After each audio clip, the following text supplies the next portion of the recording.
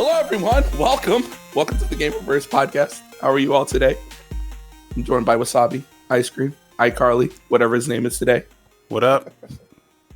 What's up, iCarly? Yeah. I'm gonna have to change that. I changed it like 2 weeks ago because like Drake and Josh and iCarly were trending on Twitter. Why? I have no idea why. It was just like everyone was like, "Oh shit, Drake and Josh is coming back," but no, it wasn't. It was just I don't know. It was just there. So didn't the director or the producer go to jail for molesting kids or some shit? For a child, apparently he's like really into feet. So like, if you ever watched all that and like all those shows like iCarly and shit, he always has skits with feet. Yeah, that makes sense. we saw Jeanette McCurdy's feet too many times. Yeah. So, but yeah, I don't think he's a fucking creep. I don't think he ever like got charged with anything though. Not officially, but the allegations are so hot that then the Nickelodeon was like, "Yeah, dude, you gotta go." Yeah. There were some weird people of Nickelodeon. One tidbit was there was a producer on You Can't Do This on television. When the kids acted bad, he took them to like a girl store and said, "Pick out your dress. Pick out your dress." And then they would. Christ, man. Oh, they were weird, man. They were. Now that is good. Some punishment right there. You know, these guys. It's the '80s. Like today, if you went to a store and said, "Hey, dude, pick out your dress," they're like, "Oh, finally." Like this is not supposed to be good for you. Oh my god, man. I'm also joined by Rick. Hey, what's up? I'm good. I'm good. How are you? How is it in the desert? Are you cold? Do you need a blanket? No, I'm fine. It's hot now. I just had a doctor's appointment today, so that was fun. I've been to a doctor. Did they stick anything in you? I got a needle in my arm. Oh, that's fun. So freaked out, I was giggling the whole time. Speaking of feet, I got one in my foot once. That was fun. That sounds awful. It was very awful. Nothing about that sounds pleasant. What do you get that for? To get a needle in your foot? Yeah. Oh, you stepped on glass, and then they had to numb the foot. That was just as fun as it could be. Oh, I had never felt fucking pain in my life where they stuck that fucker in my foot. The glass didn't hurt that hard than this fucking needle. It's bullshit. Well, now you know not to do that shit. Dude, I went to a club on like New Year's. This was like 4 years ago. Mm-hmm. I went to a club in Jersey, or was it might have been Pennsylvania. And like fucking this one girl was like drunk as fuck, had her shoes off, and was like just dancing on fucking broken glass in the middle of the dance floor, bleeding all over the place. I'm like, what the fuck are you doing? Yeah, that sounds like Jersey. PA people would have the sense of that. Trust me, I lived there for a few years. Those people care. They will go like, "Oh my God, you're bleeding. They will patch you up and put you back out." Yeah, and yeah, no one said shit. I was like, she's gonna. It's Jersey. They would. No, PA people are just the nicest people ever. They would just patch her up and, go like, "Holy shit, you're bleeding," and probably take her home and, put her in bed and some shit. And she'll probably be like, "Where the hell am I? You were bleeding everywhere." That's a very specific example. No, I'm not kidding. Did you take a bleeding girl home, Raven? I wouldn't take them home because, they'll scream something. Oh my God. We live in Jersey. I mean, you just let that shit go. You live in PA. You're like, "Oh yeah, hey honey, how are you? I made you some eggs. Try clean your whatever this was because it was all dirty. Oh my God. Blood's everywhere. Jesus we tried our best. Here's $5 if you need any. I'll take you anywhere you want. Okay, cool. I'll drop you off at the bus station in an hour. I just have to run a few things. They're like that. Weird example aside. What games has everyone been playing? Weird examples aside. Can I start? Yeah, go ahead. All right. Should we start with the big monolith? Yes. The FF remake. Is that a game? Yes. I think we all played the demo, right? Nope. Nope, really? You haven't played the demo? Nope. I played it. You should. It's solid. It's really good. I've seen it. And I was like, okay. I want it. I want this game. I know I wanted this game, but I want this game. It's pretty solid, man. Like they on the RPG stuff more than the action stuff, but it's pretty fun. Dodging is bullshit. I don't know if I'm just that dodge. That dodge is not the L1 to what was it? Square? No, circle. Circle the dodge. It's not fun. It's not good. You know, you can lock into animations and you can't cancel out of them with the dodge. So when someone's rearing up an attack and you're like mid Omni Slash, it's like, oh, I guess I'm just taking this hit then. Yeah, like that's. I'm not into. So what I've seen of it is like you said, it's more, it's less action, but it's more RPG. But it kind of doesn't blend the two well enough. Yeah, for what I've seen, because I didn't play it. I watched Giant Bomb had like an hour thing where they played through it, and I'm like, oh, this kind of just doesn't. Like, I was under assumption it was going to be just straight up action, kind of like Final Fantasy 15, but more. You know, I don't hold the button to attack. It is not Final Fantasy 15. There are some like context sensitive inputs, like if you tap square, you can do single attacks. If you hold it, you swing in wider arcs to hit enemies around you. So there's some like thought put into the action side of it. Also, pressing triangle, you get like you can just mash it a little better. You get a better stance and shit. Yeah, triangle switches your stance, so your attacks are more aggressive, and you have to pay attention to. It's kind of like fuck. Have you guys played Xenoblade? Yes. Yeah. So it has that same like. I played. System. I beat Xenoblade 2. I'll see. So you'll know exactly what I'm talking about. This. So that's a similar system where, when you're attacking, you can fill up a bar to like stagger someone and then do more damage while they're staggered. You know, it's kind of like yes. Well, that's what with like an actual action system. So that's what Final Fantasy 13 did, and I think the director on that game is the director on this one. So I saw that shit and I was like, oh, that is familiar to me because I love the combat system in 13. So the combat system's good in 13, just everything else isn't. Yeah, so I was like, oh, that's awesome because, you know, there's a layer of strategy here that you kind of got to dig into a bit to get the hang of it. So that I like, but I would rather they went either all action or all tactics with it. Yeah, they're trying to cut the baby in half with what isn't you can do straight up turn based just like it was back in the day. Yeah, that's not in this demo, right? No, it is. It's not perfectly turn based. Your character attacks for you and builds up that limit gauge for you. You just need to worry about like actually doing the inputs when it's time when that gauge is full. Is it possible to just play it straight action without pulling up without pausing it and pulling up the like tactic menu? Doesn't look like it, but like you're gonna have a bad time. Yeah. Well, actually, kind of, because you can put certain commands to a shortcut. You hold L1, so you don't even have to like once your bar's full, you don't have to like press X, scroll down, select the ability. You can just hold L1 and hit the appropriate button with the shortcut to do it. So it's possible. But you wouldn't want to. I'm sorry. Yeah, maybe this is just me nitpicking. Oh, sorry for talking over. I really want like just a button for just fucking roll. I don't want to press L and then square. Well, you're holding L1 to like, I think it's R1 to like guard. You can hit circle to roll. The problem is that like, because Cloud's attacks have such long animations.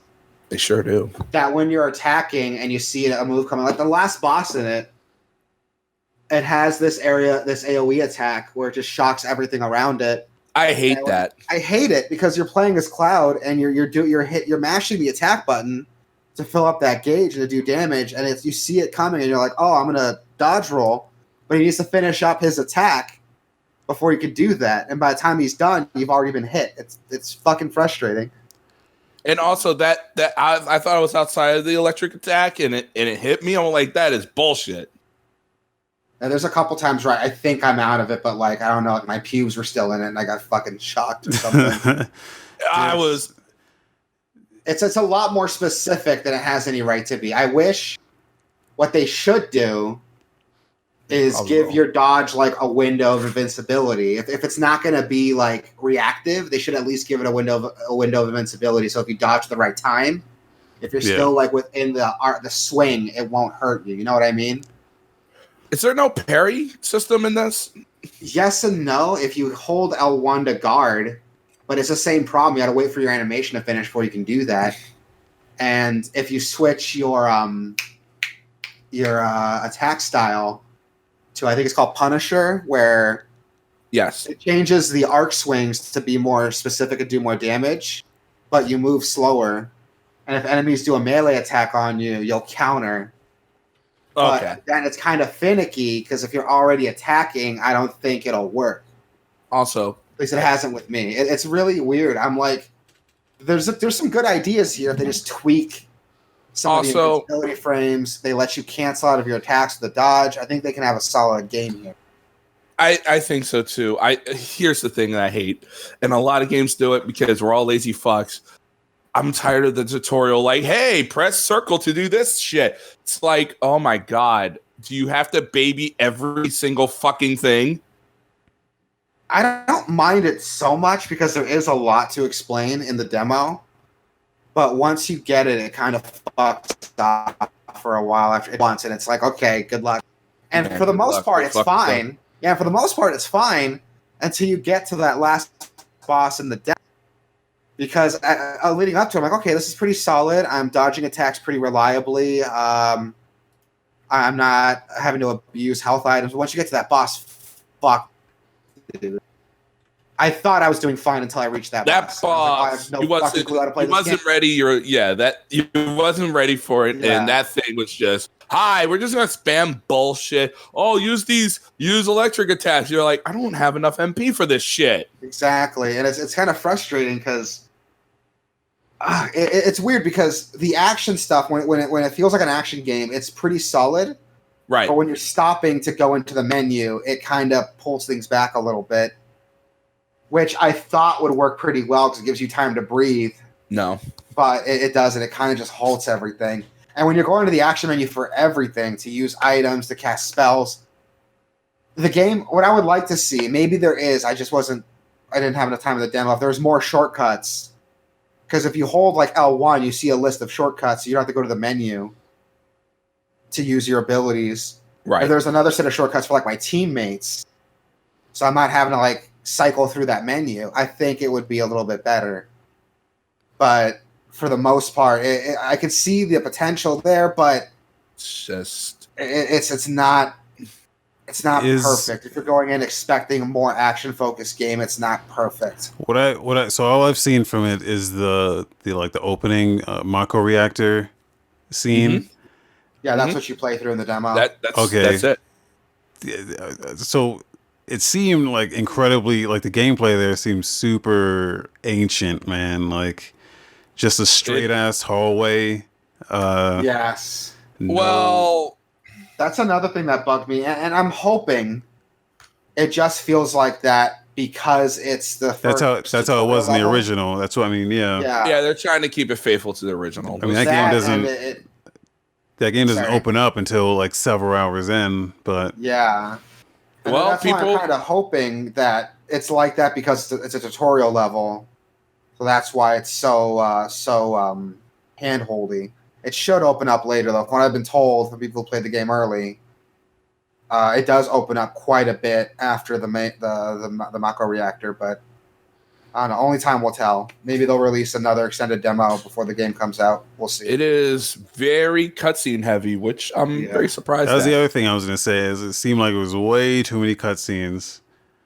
The cutscenes are kind of fun though. Like I don't hate the cutscenes at all. I'm like, wow, this is a lot. Yeah. If I can mention something really quick that I think is hilarious, Square Enix put so much time and effort into making the Luminous engine for FF15. That was supposed to be the new standard engine they were using here going forward. And then FF7 Remake comes out, and it's like, oh, we're going to use Unreal. Did they? Yeah. Really? There's like a big controversy of it because like they spent all these time and resources to make the because that Luminous engine yeah. didn't run that good on anything. I mean, eventually it did. It was resource heavy. It was, and eventually it ran pretty well, but because it was such a bitch to work on, that's why Final Fantasy 15 was so content light when it came out. I guess even Square Enix is like, yeah, we're not using this engine anymore, so they switched to Unreal for FF7. I mean, it got the job done. If you have a very good PC, then you see that Luminous engine just light up. But on PS4 and Xbox, that thing is a chug.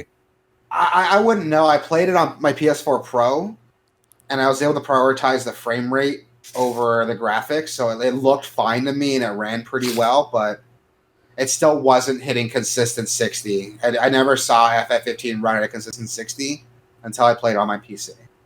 Yeah, well, now it's on Game Pass, and I'm like, I don't want to install 100 gigs of this shit. Yeah, don't. It's not worth it. I don't, and it's the Royal Edition. It's like, I was so burned out of the ending of that game. Like, at the end, I was like, I'm so confused by this.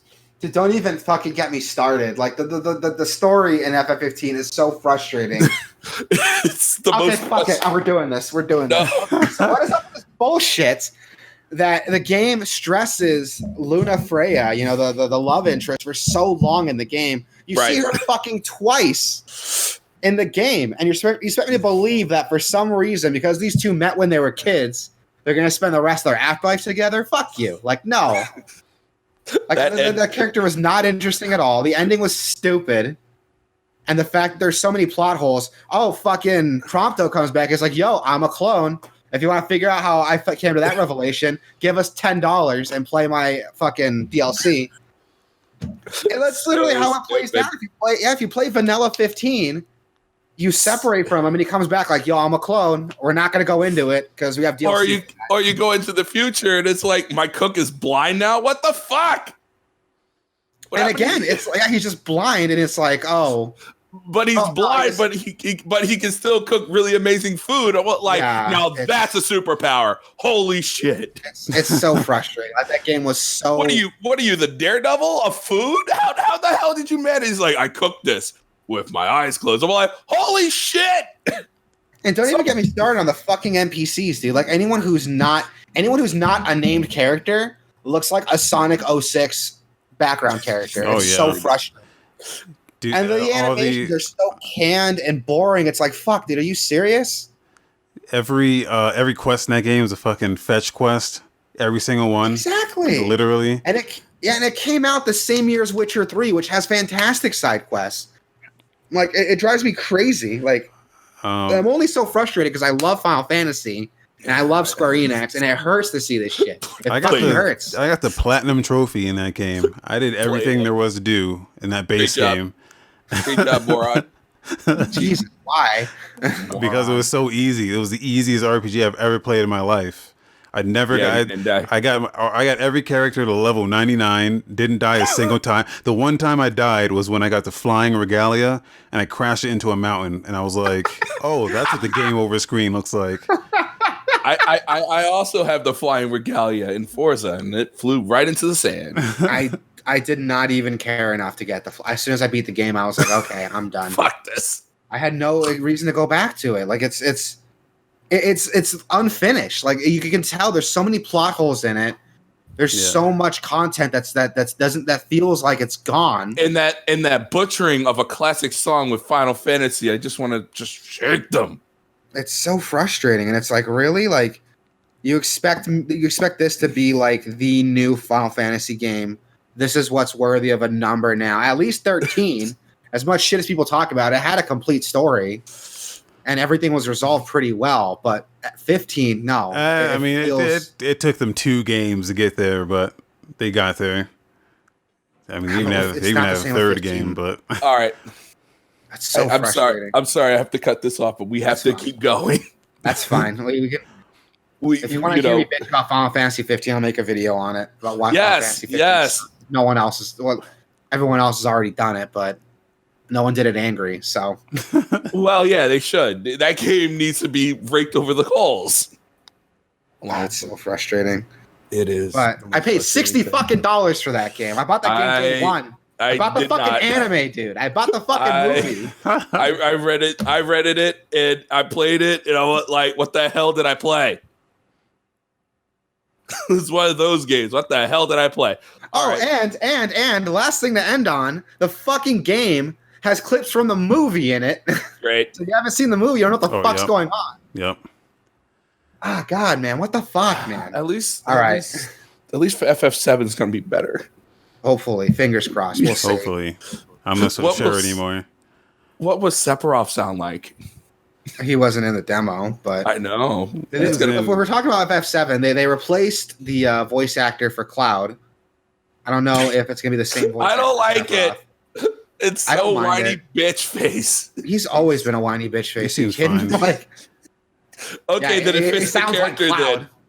Then it fits the character. Yeah, he's also a whiny, angsty brat. So he sounds like Cloud. I'm surprised that in our super ultra level, Cloud's got freckles and he's white. And I'm like, okay, cool. One thing I love is that people like call him out for acting like kind of a jackass.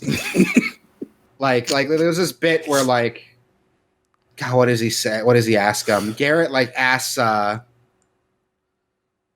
has the most groveled voice I've ever heard. Funny in that. He asked Cloud. I can't remember what he asked him. He asked him. I think he asked him for his age, but he words it weird. Oh yeah, he says, "So your age is 1, huh?" Yeah, he's like, "I'm a 1. Soldier ranks don't." No, he asked him, "So what are you, like 20?" He was like, "No, I'm 1. Soldier ranks don't go higher than like 1." I was asking your age, dude. Like what? And Cloud's just like, he doesn't have a comeback. He's like, "Oh, Cloud's just being dumb fuck." He's like, "I don't know what my age is." So that made me have a social security number? No, I don't know what I am. I don't have anything. Well, basically, and then that kind of shows that maybe Square isn't like afraid to let Cloud be kind of a dork because the whole like angsty thing is so played out. So it's just kind of good to see some jokes that like. Thank God you ain't Popeye the Sailor Man. Oh, Jesus. That PS1 game, he had huge biceps and just the arms of it was just I remember that. What the fuck? Anyway, the Final Fantasy VII demo's up. Go try it. It's worth at least trying. And if you like Breaking Bad, Badger's in it. He plays Wedge, so that's cool. Yay! Definitely break that bad. All right. Sabi, have you played anything? I got back into fucking Skyrim again. All right. Conversation's over. Conversation's over. I got back into Fallout 4 again. All right. That conversation's over. There you go. You know what sucks is like... I'm kidding. Well, I don't have much to say about it. Nude mods? That's Skyrim. I mean, you have to. I saw something. But like, I don't know. It pisses me off because like the modding Skyrim and like Fallout the same way. It fucking sucks, man. It's just a deep hole you can fall into. So I am 675 mods deep right now in Skyrim. Yeah, sounds about right. At least 3/4 of that is like patches. Just like you get 3 mods and you got to get 27 patches for those 3 mods to work properly. So, I mean, you need those mods to have the game work properly anyway, so. Yeah. But I don't know. I just want to. I've got like 800 hours between like what I had on PS3 and PC, Skyrim, and now Special Edition. I've never finished that game, so same. Skyrim is my favorite game that I've never finished. So I'm trying. I don't play Skyrim. Like I kind of like I get into it and then I just want Bethesda to die. I mean, yeah, dude, Bethesda's capable of some cool shit, but they keep relying on this old tech. It's like, why, dude? Like, yeah, like look at that new game Obsidian release. Was it Outer Worlds? Yeah. Like that game's phenomenal. Like the first review I heard of it is if you like Fallout, this is Fallout without the bugs. And but it's not. Really? But it's not like. Here's the thing, though. Like Fallout, there's a scale to Fallout that you just don't get with Outer Worlds. Like, Outer Worlds is a good game, but it's not like it doesn't scratch that itch that you want out of like a Fallout. It's not a vast open world of, hey, let's go over there. You go over there and it's like, oh, it's domed off. What? Yeah, it just doesn't. It doesn't I offer wouldn't the same. mind it. I wouldn't mind a smaller game if what's in it is more focused. You know what I mean? Yeah, and that's what that game is. But at the same time, I don't know. It kind of just wore off for me. I lost my mind. I haven't played it yet. I want to pick it up when it comes to Steam. Yeah. Well, I mean, it's on Game Pass, so you pay your $1. Oh, I might do that then. Just pay $1 and try it. Yeah. If I don't like it, then forget it. If I do like it, I got a new game. Well, they're bringing back that $1 thing, Will of the Wisp. Oh yeah. Fuck. They have a big cute Ori thing. Well, like, hey, you want to play Ori? $1. I've yet to play Ori. Is it good? Because I keep hearing good things. Fantastic. Oh yeah. Oh yeah. I'll have to pick It's it up. like I love top Metroidvanias. top 3 Metroidvanias. Yeah. And number one's Metroid. Ooh, that's a bold claim to say. And then Castlevania, and then Ori. That's a bold claim to say with Guacamelee being like No, existing. Guacamelee is fat. That guy is fat. I would put He is, like, Guacamelee at a number 5. close. I would put that at a close 4. Yeah, I'll put it 5. 5. Yeah. Oof, okay. Okay. Top 5. Top 5 Metroidvanias. What we got? Super Metroid number 1. Oh yeah, That's definitely. number 1. Symphony of the Night. I'm not gonna say Symphony of the Night. I'm gonna say Order of Ecclesia for my number 2. What the hell is that? It's like the actually good Castlevania game. Oh, is it that one with the female that died with the mirror? No. Yeah, I love that one. No. Which one is that? Is that a 3DS one? So That's a DS one. So what's great about DS one. It's the last what's great one. about it is it's not as open as Castlevania is, like Symphony of the Night, but the levels themselves are more focused. So you get that. If you like that kind of gauntlet obstacle course feeling that the older Castlevanias have, those like Outer with Worlds. Kind of, but so imagine like with a female. Imagine like that kind of gauntlet obstacle course feeling that the older Castlevanias had mixed with the open world setting of the newer Castlevania games, and it merges them very well, at least in my opinion. Plus, the game's like not easy, so if you want like a hard game. Also, is there like 4 different endings? I always get the bad ending with that game, and I go like, cool, I'm done. Yeah, you got to do some like nothing outrageous, just help out everyone in town to get the best ending. And it's not like impossible. I got the bad ending. And I'm like, cool. What else is good? Guacamelee's another one that's on my list. It's really good. Yeah, that was good. good. Fucking love Guacamele. I like Cave Story. Yeah. Cave Story. Oh, Cave Story. Yes. I would not Guacamele for Cave Story. Okay, I forgot Cave Story existed. I like Guacamele for that too. And the music's good. Yeah. Guacamele just sounds like it's good. The music's good, but it's like how many times you hear I like the aesthetic. The whole theme of Guacamele is good. Just the whole luchador Mexican culture. If you like but that he's fat. look, so what's wrong with that? Fucking Mario's fat. Yeah, but Mario he's like fat and athletic. This dude's just like pathetic and athletic. He's like wrestler fat, whereas like he's got fat, but he's got like a lot of muscle underneath it. But he's big. Yeah. That's what he is. He's still fat. If you like, side note, if you like the art style for Guacamele, Drinkbox Studios did another game. They did. Called it's like a first person dungeon crawler. Sounds awful. Called? It's fucking phenomenal. The Vita one? It's so good. Yeah, what the it fuck came is out that on game Vita called? and 3DS and Switch and Wii U. Jesus. It's come out for a lot of systems. What is it called? Severed. It's really good. I love Severed. That's one that's really good. If you like Drinkbox Studio, Severed is. Imagine like. All right.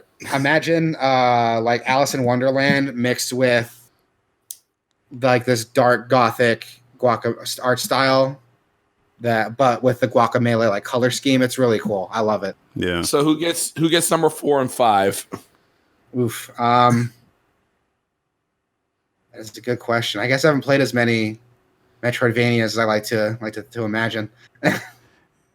I like Metroid Fusion. I don't give a fuck what anyone says. I think Metroid Fusion's amazing. 1 per list. Super Metroid.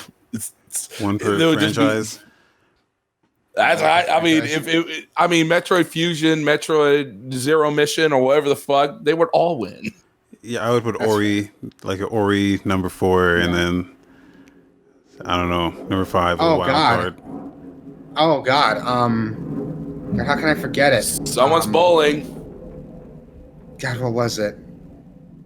God damn it! How can I forget it? I played it and I love it. So that bug. Oh yeah, that one. Hollow Knight. Boys in the Hood. Hollow Knight, yeah. Oh, Sure. Hollow Knight? No. Yes. Hollow Knight's solid. I like Hollow Knight.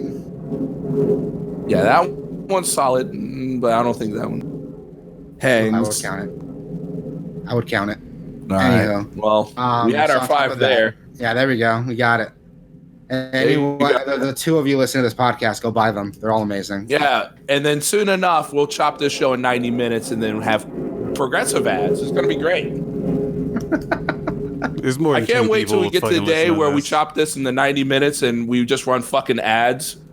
We never run excited. ads on this. I can't wait to just go like, hey everyone, you want to listen to the good shit? Go listen to it on Patreon. We never run ads on this. How dare you? I already talked to everyone.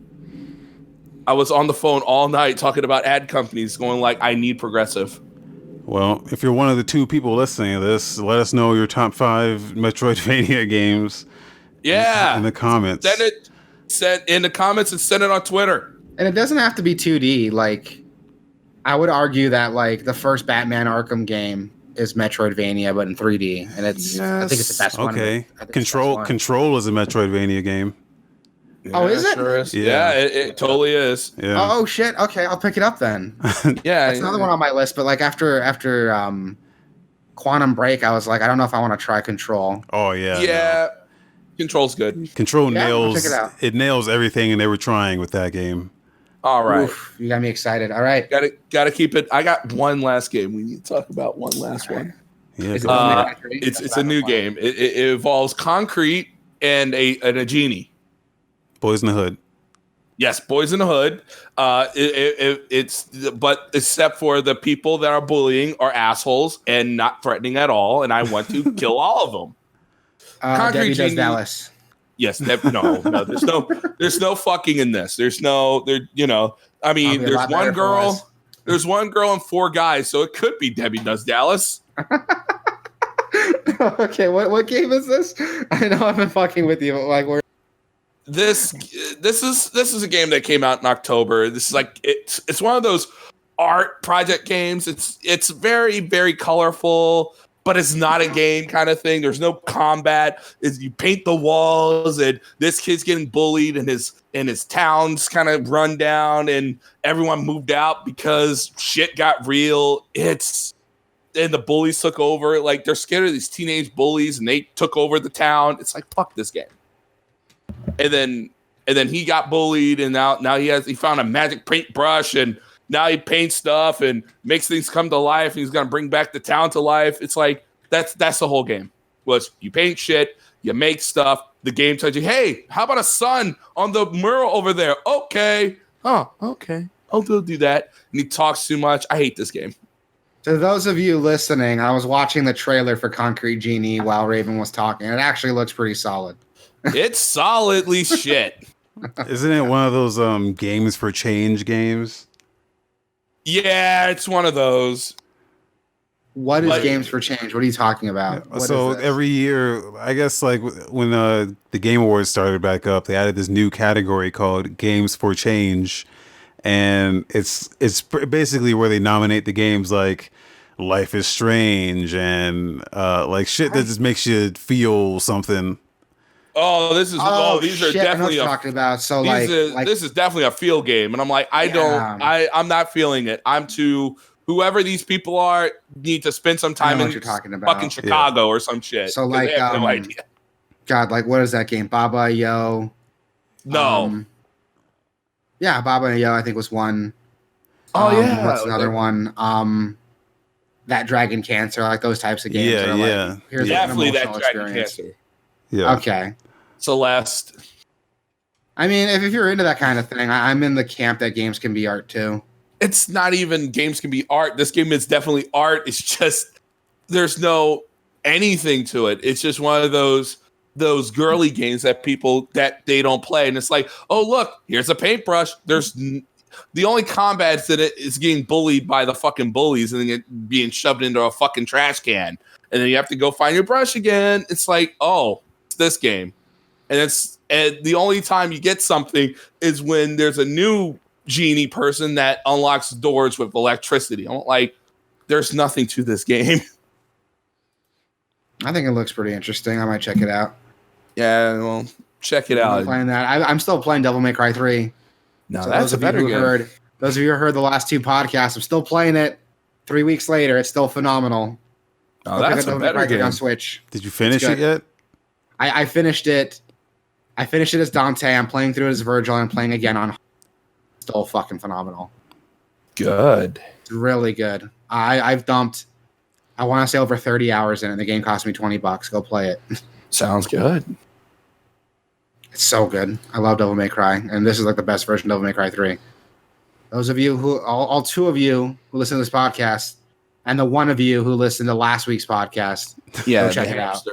The Devil hamster May Cry 3 is phenomenal on Switch. The best version of the game. I don't care what anyone says. Active style switching is the future Devil May Cry. And anyone who doesn't like it, I mean, there's an option for you, so there's no reason not to play it. Have they said if they're going to port that to anything else? Not that I've heard, and they should, because it's the best way to play Devil May Cry 3. The only other way to play it is there's a mod for the PC version. They probably are going to port it. They probably are. Knowing Capcom, they probably have a PS4 one just waiting.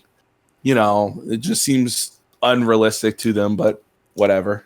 And they definitely should, because like it's such a good version of the game. Like it changes everything, being able to switch between all your weapons, all your styles, like at the flick of a button. It completely changes everything. It doesn't break the game nearly as bad as like I thought it was going to. Indeed. And the parts that it does break, it breaks in like a good way. Breaks it like a fucking hammer. All right. It's so good. Go pick it up, everybody. That's your homework. Wasabi, Raven, go pick it up. I'll definitely grab it. I haven't touched my Switch in fucking years. Yeah. Well, you might start playing it if you get this game, so go play it. I put RetroArch on it. So here's like... Yeah, it has an eye patch on it. Here's a yeah, it hacked the fuck out of my Switch and like not now, and then they banned me from the Nintendo Online, so yeah, not much use to me anymore. But I put RetroArch on it, but I don't use it on there anymore because so like I can set this thing up with my phone. I think I talked about this before, but I can sync my RetroArch saves and everything from my PC and my phone at the same time. So when I finish playing a game on my PC, I can leave my house and then pick it back up on my phone, and the saves are synchronized through Google Drive. You were telling me about that. Not on the podcast. You told me about it before. So I used to use my living in the future. I used to use my Switch for RetroArch, but the saves don't sync up. So I'd have to like turn off my Switch and take out the SD card and plug it in my PC, copy the saves over every time I wanted to transfer my saves. It's fucking like a caveman. Yeah. I mean, we live fucking Neanderthals out here. All you had to do is just get that Google Drive thing working, and then we all be in paradise. If Switch has Google Drive cloud backups, then fucking I would do it. But you know, it's fucking Nintendo, so. Well, those of you who don't pirate and still play your Switch legitimately, Devil May Cry 3. No, I can still get the game. I'm gonna endorse it every week. I'm gonna endorse that game every week. I am running out of space on my Switch. I need more. I need bigger memory cards for both. Dude, there's a sale going on right now. Today only, 1 terabyte SD cards for like $200, which are normally $500. Oh man, I can't wait to buy those terabyte cards. Maybe I should. Why would I put that in my Switch? I mean, you're just complaining about storage. Yeah, that's why. But why would I need 200 terabytes of it? Or 1 tera, whatever. I mean, why not? You'll never have to worry about doing that again. You don't have to use it on your Switch. You can use it on whatever you want. But yeah, I'm like looking at that and I'm like, wow, whatever Switch gets this is a lucky bastard. It's there. I have 512 in my Switch. Yeah, I need to get one of those. I have 2 128s. I have 1 128. I don't. They're cheap I'm pretty now, good though. about deleting games. Yeah, they're stupid cheap. I think I paid like $20 for my 128. Yeah, I like to get the good one. You know, the ones with the ultra megabyte. You know, like 80 read speeds and shit. But doesn't matter. Not on Switch, at least. Doesn't matter. Anywho, go buy Devil May Cry. Yes, go. That's everyone's homework. Go buy Devil May Cry, and then we'll talk about like style switching and combo canceling when we get back next week. Also, are we going to get into the news? Yes, let's talk about the news. Are we done with? I don't want to move on, but we should move on. Yeah, let's go to the news. All right. News. We need a news like jingle. Yeah. That's your department. Yeah, it is my department. You're the music man. You would know. All right. The big story that was last. I think this is good. They postponed GDC. I think so too. Like GDC got postponed. It's gonna happen. Was it like March 16th was the original date, and they pushed it to summer 2020. I think that's better. Yeah, I mean, so many people already pulled out. Well, it's not even the pull out part. It's just I feel like doing GDC right now with, by that time the PS5 would be announced, the Xbox Series X and games and all that stuff. At least people can talk a little bit open. This feels so premature. Oh, I see what you mean. Like you're waiting for you're looking at more a marketing aspect. Yeah, well, not so much the public health aspect. Well, yeah, that's the reason why, but I don't think people were. I mean, PAX went on as planned. Yeah. And no one died yet. True, but the coronavirus wasn't like in full swing. That thing is yeah. just, and that's what's holding it back, which like half of me's like this. It sucks that it happened, and anyone who because GDC is in like 2 weeks. It was supposed to be in 2 weeks. So anyone who's going probably already got their hotels booked. They already have their tickets ready. If someone's going, if someone already has a day job, they probably already request those days off work. And they are still refunding the tickets, but you still gotta eat that plane ticket and that hotel that plane ticket you bought, that hotel ticket you bought. Because I doubt anyone who's going to GDC hasn't bought sometimes plane tickets or hotels, depending on if you're going to stay there, they'll just float whatever that time is. Sometimes, not all the time. Depends on the hotel and the plane. Like, hey, this got postponed to this date. Do you think you can, reserve a seat? I hope so. I hope probably not Delta because Delta. Not everyone. Sucks. Not everyone. But I hope anyone who already got their tickets. But the writing was on the wall. People didn't want to go to this anyway. It was like GDC. It was like waking up the next morning like, oh fuck, I have to go to GDC. Basically, because Konami pulled out, Kojima pulled out, EA pulled out, Sony pulled out, Epic, Amazon, and Amazon too. It's like, yeah, dude. Facebook. You had nothing. Facebook pull out too? Shit, man. The thing about GDC is it's not about those big companies. It's about the small ones who go to network with those big companies and try to line up their next job or show themselves off a little. Exactly. That's kind of what GDC is about. And it's a huge opportunity for smaller developers to kind of get their name out there. Zappa like to share game design tips and stuff too, and to see what everyone's working on. Game design tools, optimization. That's why I'm not upset that it got postponed. Because if those major companies aren't going to be there, those major companies, and probably the other thing is they're probably working on PS5 and Xbox One Series X games right now. It's like they just seem like they didn't want to be bothered, and they went like, "Oh, coronavirus, yeah, we're pulling out." I don't think that's what I don't think so. I don't think that's it, but that's what to pull out. That's what it seems like. But I think it's more of a health risk and more like, hey.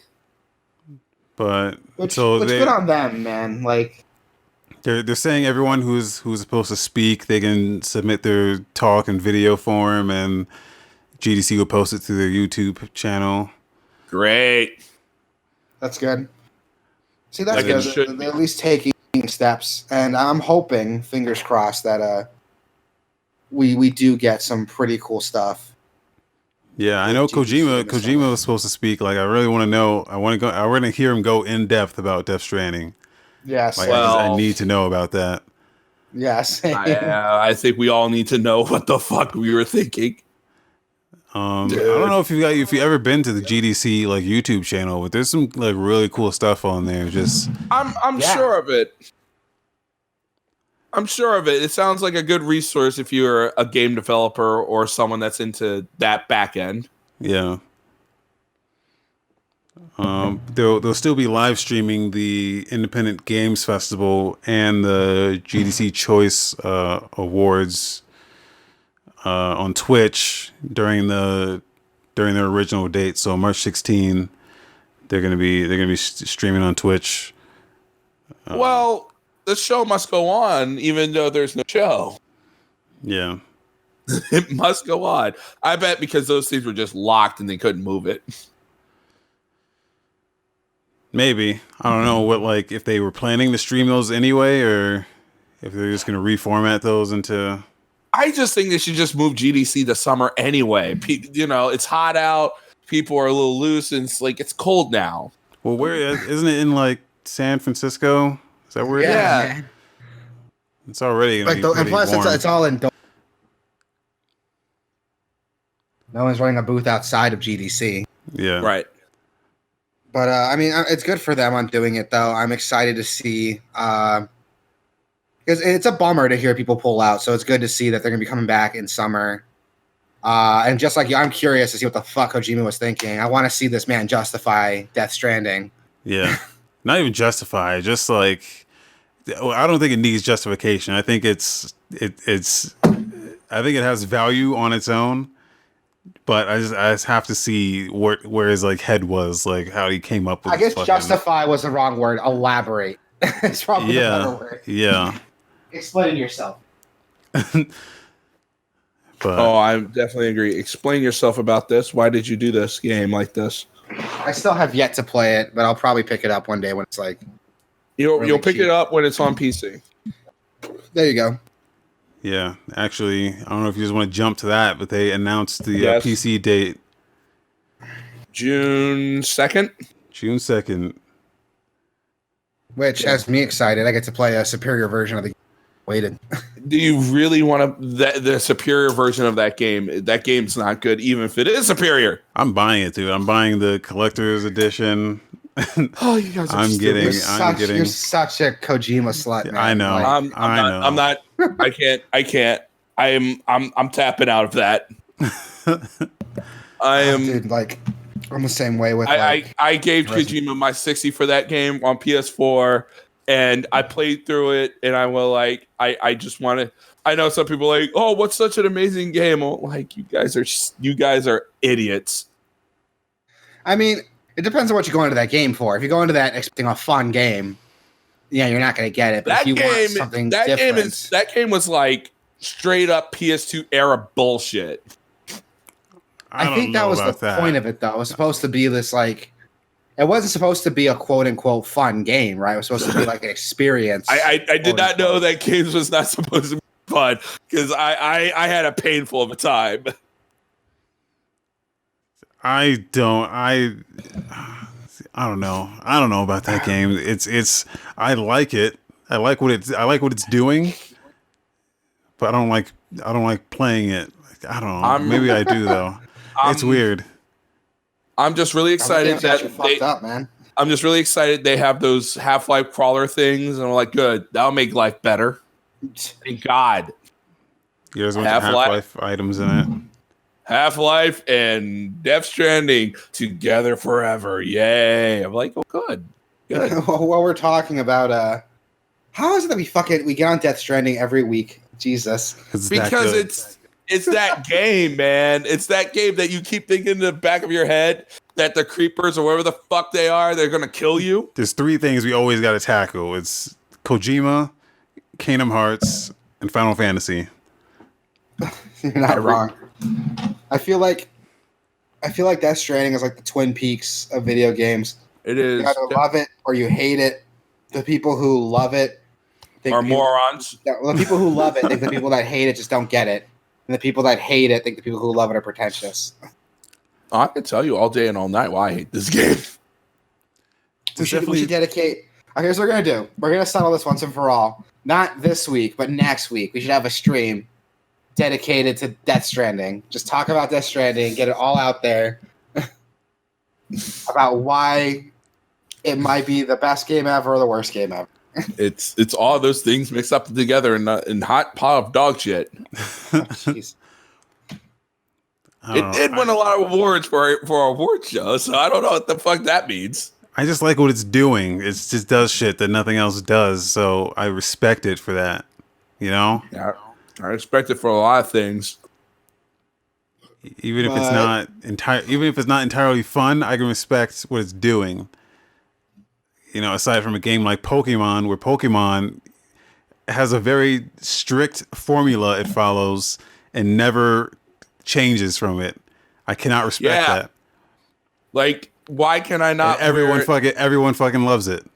And I'm like, what are you guys blind? Wear overalls in my adventure? Why can I not wear a better prom dress when I face the Elite Four? Why do now I have to wear a uniform to fight Pokemon? I don't get it.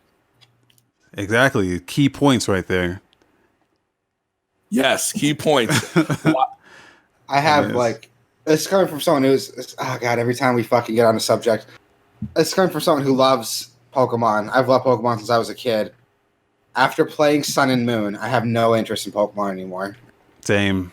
Like they're gonna have to do something just crazy different to make me get into it. But I like Sun and Moon. Sun and Moon was the last one I even attempted to play, and I was like, Same. I'm not. I put it down after a couple hours. After a couple hours, we were still in the tutorial. I'm like, what the fuck, dude? They make you go through that school 3 times. I've tried 3 fucking times to play that game. I played through it. I got halfway through the first time. I stopped playing. I reset it. Got halfway through. Stopped playing again. And then I didn't play it anymore. My brother for Christmas a couple years ago bought me Ultra Sun, and I never opened it. I didn't open it till this year, dude. I got a confession to make. Let's hear it. I have a sealed copy of Ultra Sun in my closet right now. I had a sealed copy for the longest time until it January. Is sealed. Dude, I had it sealed until January, and I got that for 2 Christmases ago. And you know what's wrong with Ultra Sun and Moon? I didn't finish it. It's not good. Is that what's wrong with it? No, it's shit. It's the same thing, and it's like, hi, it's Pokemon, different universe, same game. It's like, oh, fun. It drives me crazy. And then you level up way too fast, and then my Ninetales hated me at level 50. It's like, Ninetales, go kill this motherfucker. He's like, nah, I don't want to do that. Yeah, I just don't. I don't understand. And it's crazy because I raised this Vulpix from level 1 to 50 in 5 hours. I'm like, I don't get you. No, the game's it's not fun, and the fucking cutscenes cut in every fucking other minute that I can't even enjoy the game, and it doesn't even let me enjoy it how I want. Blocks off huge chunks of the map. I thought Sun and Moon was better. I enjoyed Sun and Moon. I didn't like either of them. I did not like either of them. Well, you're just Witcher sucks too. There. Oh, you're wrong. That I would disagree with. Even though I'm not a huge fan of The Witcher, I would highly disagree with that statement. Okay. I'm not even upset that you feel that way. I just feel bad. I bought a knife fight to a gun fight. I feel bad that you have that opinion. I'm not angry. I want to help. You're I need to play that game. I mean, I'm not a huge fan of it, but I would never say it sucks though. I love it, dude. That game is slow in the beginning. I don't like it. I don't like it, but I know that it's a quality title. Speaking of quality titles, what's the PlayStation game? Shadow of the Colossus. Yeah, it's coming to PlayStation Plus. And some other game. You don't care about that one. So here's what's funny. My wife is a huge Sonic fan, so she's super excited for Sonic Forces to be coming out. I heard okay things about Sonic Forces. I'm not gonna even lie. If you have a wife that likes Sonic the Hedgehog and you go see the movie and take her out to dinner, you're gonna have yourself a good time. I did, and we did. All right, sounds good. The movie wasn't bad, actually. Surprisingly, I've heard. It's probably one of the better video game movies to come out like ever, which And those are pretty bad. Yeah, exactly. Right. It's not a very high bar to set. Top 5 video game movies. Let's go. No, I'm just kidding. Top 5 video game movies. Mortal Kombat #1. Yep.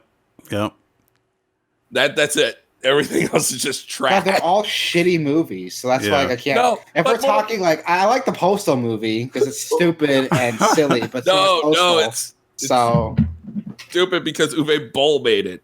He's a moron. Yeah, but the games themselves are already like stupid, silly, and offensive. He's stupid. Uwe Boll's. Dude, did you know that Uwe Boll has a Showbox account and it's fucking amazing? He made these movies and he fell off the face of the earth. So seriously, go check out. I don't know if it's called Showbox. It's a movie review site. It's an app it's like a social networking site where you can review movies. Uwe Boll has an account. It's some of the funniest shit I've ever read. Does he review his own movies or everyone else's movies? He gives his own movies like 5 stars and he gives everything else 1 star. And he goes on this ridiculous like fucking toddler tirade about how shitty the Marvel movies are. It's so goddamn funny. It's some of the funniest shit I've ever seen. And is there comments on? He has to have comments so we can go like, your movies is shit too. He does, and he bans anyone. Letterboxd, that's what it's called. It's called Letterboxd. Seriously, go check it out. Some of these fucking reviews that he's left are insane, dude. I'm looking it up right now. That's exciting. All right, if you're one of the 3 viewers right now, 3 viewers, yay, we're growing. Let us know your top 5 video game movies. We will send Flow to Aggressive to your house, or we'll play ads. Lots of them. PlayStation Plus. Yes. Updates today with Shadow Colossus and Sonic Forces. Shadow Colossus, one of the greatest games ever made. One of my top 5 all-time favorites. So this isn't the original, right? This is the PS4 remaster, I think. Yes. Yeah. And how is that compared to the PS2 original? Because I never played either. Oh my! What are you doing with your life, dude? Can I just say? I will say one thing about. I'll say one thing about Shadow of the Colossus. The ending of that game is the greatest ending in a video game ever. I don't know about that, but I was so happy at the end of that game. I was like, "This isn't it a sad ending?" I was so thrilled when he went in there and no spoilers and shit, man. I haven't played it. None of that happened. But if you've never played this game, you are making a mistake. I think you shouldn't play this game at all. This game is an absolute masterpiece. That game is an absolute frustration. That's a bold claim, both of you. It is an absolute. The controls can be frustrating, but it's like that on purpose. So, and I think they've they've updated, they've tuned it a bit for the PS4 re-release. Thank God, but it's still going to be frustrating. Yeah. All right, so I'll check it out. It's free on PlayStation Plus, so I have no reason not to play it. Yes. Check it out. I'll download it. I'll play it. And I'll come back next week and give my opinion. I'm going to play Sonic Forces. Fuck that. My wife wants to play Sonic Forces so bad. She just wants... I know what's going to happen. She's going to boot it up. She's going to make her character play like a level and be like, I'm done. I've seen everything there is to do. Well, I heard that game is not that bad. If you like customizing your character, you get a lot of customization items. So yeah, well, it's a free game on PlayStation. So does she have a? So here's what I know about Sonic fans is that they always have a Your Name the Hedgehog character. So does she have a Her Name the Hedgehog character? Not that she made, but I'm sure there is one out there. There's always like a if you search Your Name right now, the Hedgehog on Google, like you search Rick the Hedgehog, you'll see. I've seen some shit. Yeah, I played that game. I've seen some shit. Oh man. There's no Asia the Hedgehog, but there is like a shadow making a coming face saying Asia. I'll show that to her because Shadow's her favorite character, so she'll get a kick out of that. Great. But no, there's if you haven't played this game, it really is a lot of fun. Just Google Your Name the Hedgehog, you see some shit, dude. Yeah. I feel like Google anything, you'll see some shit. Anything the Hedgehog. My favorite one, which is really silly, because even though like my screen name's Rick, I go by Richard. And if you type in Richard the Hedgehog, it's like some British hedgehog sitting at a chair, like petting Posh a cat. as hell. It's so weird. He's got like a British shirt on, like a British flag shirt. It's so weird. Posh as fuck. I love it. There's some fucking ridiculousness online, dude. I don't know. I mean, the fan base. What's wrong with you? if you're part of the Sonic fan base that does this, Yeah. like why? First off, tell us how old you are, because I don't think a lot of people who are they're in their mid adults. 20s and 30s, and Really? they're sad people that live in their mom's basement and do Sonic art because they have nothing else to do. They're the scourge of the society. There was this one hot chick that was into Sonic though, but that was one. Just one. Just one. She was psycho, but does it really matter? I feel like there's a story here. We'll have to go into that later. Oh, if you get deep in that Sonic lore shit, like they are just weird. Yeah, there's Sonic has the weirdest fan base of any video. Sonic's fan base is full of just degenerate weirdos and just outcasts of the world. There was one dude that hated Amy, and he had his own fucking website dedicated to "I hate Amy." It's like, the fuck is this? Not just that, but the Sonic fandom birthed Chris Chan. If anyone remembers Chris They Chan. birthed Chris Chan and this other chick and this other dude and all this shit. It's just... I'm not going to shit on a whole fandom, but the Sonic fandom kind of deserves it. The Sonichu shit is just like, Yeah. I'm going to compare Sonic and Pikachu. What's worse, Sonic fans or Rick and Morty fans? I would argue Sonic fans are worse, only because Rick and Morty fans haven't been around long to like fuck the internet up yet. Well, the Rick and Morty fans are, when you get on top of a McDonald's to say, "Where's my Szechuan sauce?" I'm Pickle Rick, but also you have the other coin of the Sonic fans going to GameStop and pepper spray the guy because they made Sonic arms wrong because the girl didn't make Sonic's arms wrong. I heard dumbass. about that. That was another Chris Chan thing. He like pepper sprayed a GameStop employee. Yeah, He was like ranting that the Sonic Boom redesign looked stupid and he didn't like how it looked. And the employee's like, "Dude, just work here. You got to go." And he like pepper sprayed her for like no reason. It was really weird. it was really, really, they're both horrible. I mean, at least that guy just got on top of a McDonald's thing and just go like, "Where's my?" And also them saying Szechuan sauce, fucking just. I bet McDonald's is like, fuck. McDonald's bringing it back. I just saw a thing on Twitter that they're bringing back the Szechuan sauce. Yeah, it's because of Rick and Morty. But it was like, we have to figure out what Szechuan sauce is again. So real talk. Okay, I like Rick and Morty. Oh yeah, I think it's a Rick and great Morty's a show. really funny show. I love Rick and Morty. And I think Pickle Rick is such an annoying joke because it's not even the best joke in that episode, let alone that season. I mean, And it frustrates me that it's such a popular line. if I remember correctly, he says it like once, right?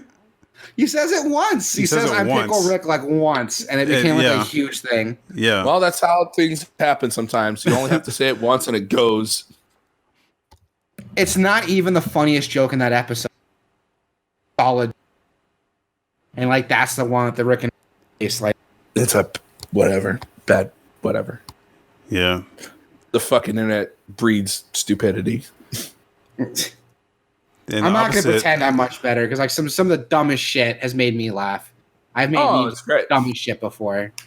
Oh, I'm not it's going to great. shit on it, but I don't like Rick and Morty fans that like because I'll have my wife bought me a Rick and Morty T-shirt, and every time I walk down the street, there's always one guy who's like, "Oh, wubba lubba dub dub, Pickle Rick." And I'm like, dude, could you like not do that? I have a Rick and Morty shirt, but it's like obscure, so like no one realizes it's Rick and Morty. Oh yeah, Yeah. It's like you just it's like his it's like his portal gun, and it's just like the anatomy of his portal gun like broken open. Like it's a 3D blow up of his portal gun. See, that's good. It's not like recognizable enough. Yeah. That people are just gonna scream like non sequiturs at you. Yeah. I get it all the time. It's like it's a picture of like the cast drawn in this like hyper realistic style. So you have like Rick, Morty, the family's there, Mr. Meeseeks is there, the butt gerbils is there, the hepatitis monster's in there too, and all the time without fail, dude. If I wear that out in public, there's always one guy. No one ever walks up to me and is like, "Oh, cool, nice shirt. Where'd you get it?" I had that once happen to me. Everyone else is just wubba wubba dub dub, pickle Rick, Ricky Ticky Taffy, and I'm like, "Oh, dude, leave me alone. Don't." They should just give you $5. Love Rick and Morty. Here's $5. I will give them $5 to leave me alone. Talking about giving $5, GOG updated its refund policy. Oh, that was a good more than $5. A good fucking segue right there. Yes. I was reading about that refund policy, and I think it's great. Anything that's like pro-consumer like that. Yeah, makes me happy. The gaming industry at large is not pro-consumer. No, especially Nintendo. They have no fucking refunds available. Once you buy a game on the Nintendo eShop, it's yours, whether you mention it or not. You know what? That was always their policy since 1985. And it's frustrating. Yeah, and it's frustrating. That policy. It's not even you break it. You bought it. You bought it. You bought it. Dude, they even not many people know this, but if you get into like emulators and ROMs and shit, the consensus, if you ask people, is if you own the game, it's fine if you download the ROM of it. But according to Nintendo, even if you own the game, you still are not allowed to download the ROM. Or even make a ROM. Even if you own the game, you're not allowed to copy the ROM from your own cartridge for your own use. Ridiculous. You know what? Nintendo needs to shut the fuck up because their Wii version of Super Mario Brothers was a dump of their own game that they found and put it on the Wii shop. Fuck yeah. Exactly, and that's what's so frustrating about it is that like, in a lot of those games, there's no other way to play them. Like, look at Star Tropics. That game didn't have a virtual console release ever. Like, it wasn't until the NES Classic came out that we actually got like a non-cartridge copy of it. And it's frustrating that they hold these games hostage for so long. Well, thank God a lot of these games are being, the games we thought we would never see, like the arcade stuff, like Alien versus Predator. Yeah. And a lot of those stuff are coming back because a lot of people are like, hey, but there's still going to be games out there that will never see the Yeah. And I remember like when before Day of the Tentacle got remastered, I remember Tim Schafer was out there and was like, yeah, you can't get the game anymore, so just pirate it, guys. Like, he was telling people to pirate his own game because you couldn't buy it. Couldn't buy it, couldn't get it. I'm on. What's he going to say? Like, hey, I wish I could make money on this, but I can't. Yeah. Now he can, but yeah, that was. And I can see the problem. You can't just. But fuck, they're the ones that you can't get. And I think it's great what GOG's doing too. How was that for a segue? So having these generous refund policies. I know it's pissing off a lot of developers though, because they're just like, they're upset they're not going to see that money if they release like a shorter game. Like, yeah. So GOG says you can ask for a refund. You can get a refund for any game up to 30 days, even if you've downloaded it, launched it, and played it. No questions asked. As long as 30 days haven't passed, you can refund it for whatever reason. And the little clause that nobody talks about is that there is, even though there's no limit, GOG does keep track of all the refunds you're asking for, and they can deny it if you're being a jackass. Yeah. Okay. Like, if you're being a dickbag and like returning every game you buy after finishing it, they can deny your request to refund, which I think is good, so you don't have anyone abusing it. Yeah. Well. Also, they'll probably look at how many times you played it and how many hours and all that stuff and go like, denied. Yeah, I'm sure there's like a case-by-case thing, which has me excited. A lot of developers are like frustrated. You know who does have a policy like that? Games. What? Audible for their books. Do they really? You can return a book anytime. Hey, if you use offer code Gameoverse, you can get a free month of... No, I'm just kidding. That's soon. Real talk, though. You should download Raid Shadow Legends. Yes, It has it's an immaculate PvP and it's on experience desktop with impressive 3D graphics for a mobile game. and almost a perfect score on the iTunes store. And the Google Play Store.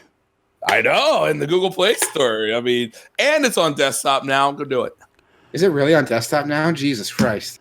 Well, they kind of had to. What else are they going to do? I don't know. Make it a real game, not this like garbage idle. What was the? I just feel like these things just come and go. It's like, hi, we need the fan base to be really huge. What was the last one before this? Before Raid was the stupid meme. I don't know. Like Mafia Town. Yeah. Oh yeah. Yeah, all those memes. It's always something. Level 100 gangster, yeah. But if you download Raid from GOG and you realize it's bullshit, no, you it's can a gotcha return game. that free game after 30 days. Don't play Return gotcha it. games. And then use that money on a lynda.com subscription. Use offer code Gameoverse. No, I'm just kidding. Okay. Anyway, or you can use that money to buy DMC3 on Switch. DMC3. But no, I think real talk. I think it's a good refund policy. I wish more platforms adopt it. A lot of developers are upset about it because now they're like, oh, well, someone could just play our game and refund it if we make a short game, which is shitty. I get it. You know, not every developer has the resources to make a game you're going to play for more than 30 days. Well, it's one of those things that's just. I think the user base of GOG is like, they're pretty. I don't want to say like they're cool, but I feel like the people who use GOG aren't the kind of shiesty motherfuckers who would take advantage of this shit. I mean, most of them. And the ones who do take advantage of it, like they GOG stated they do have the ability to refuse requests for unreasonable amounts. Like, so if you're the kind of person who's like buying a new game every day and returning it the next day or every week and returning it the next I feel like if you're that kind of person, you're not getting your shit from, you're getting your shit from like G2A or Kinguin or some shit that has like these fucking low ass price $12 games. So, right. Exactly. Which is why I'm not so upset about it. I think a lot of developers who are upset about the refund policy underestimate like how many people are actually going to be abusing that system. Which one of you is Anonymous Python? Probably me. You're like highlighting everything. Which one am I? Oh no, I'm not highlighting shit. Okay, me. I'm just playing around with the controller. I didn't know. Okay. I thought I was showing up as Rick. I didn't know I was showing up as Anonymous Python. I'm definitely Anonymous Python. Am I Anonymous Chinchilla? No. You show up as Wasabi Ice Cream. Oh, well, okay. There you go. Raven, you're Anonymous Chinchilla. Okay, good. Squeak, squeak. Squeak, squeak. So I don't know if this is because like PAX is happening right now, but there's just a bunch of fucking announcements and trailers and shit just flying out. So many, dude. We already talked about Death Stranding coming out on PC. Path of Exile, Delirium is coming out March 13th. Do any of you play Path of Exile? So because I want to. I got heavy, so like I bounced off of it. I probably tried playing it like 4 or 5 times in the past, but just recently. Yeah.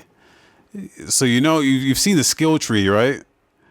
Yeah, it's insane. Usually I jump into that game and just kind of just wing it, but recently I've just built my own. I just used like a tree building app, and I just built out my entire build, and then I decided to just follow it. And you have no idea how good it feels when you're like, when you've made your build, and then you're finally like testing it out in the field.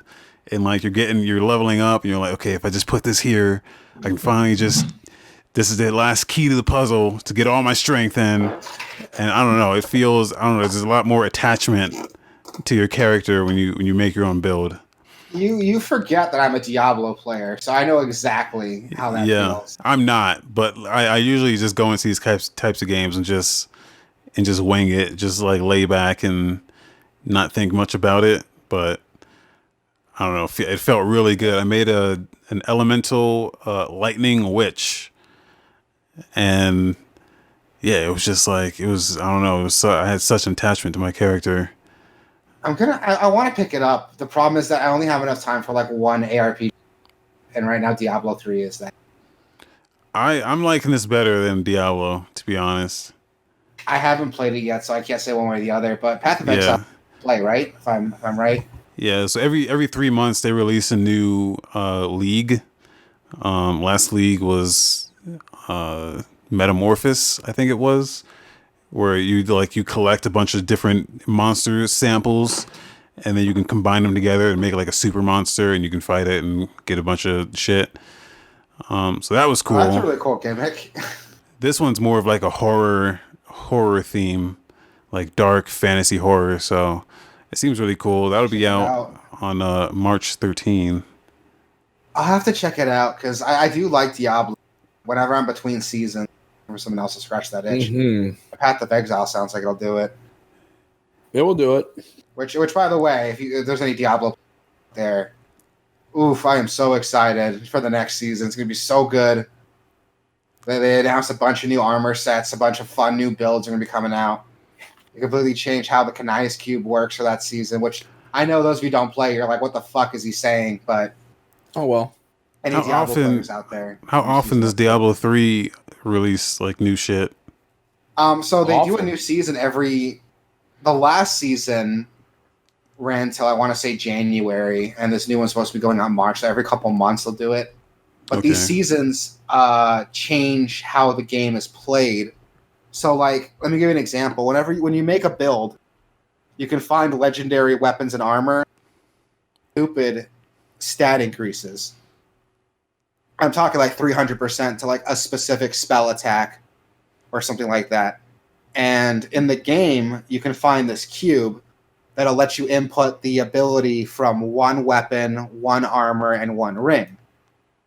So you can kind of mix and match how you want your build to work by putting these abilities into the cube. With this new season coming out, they lifted that restriction. So you don't have to use one armor, one weapon, ring. You can use 3 rings, 3 weapons, 2 armors, and a weapon. Okay. You can mix and match however you want to mix and match it. And that's what's got me excited, because now you have more to experiment with. And they're releasing new armor sets that give whole new abilities and whole new builds for certain classes. So that's what's got me excited. That's going to get me back into the game. And I'm excited for that. I like playing Diablo on console.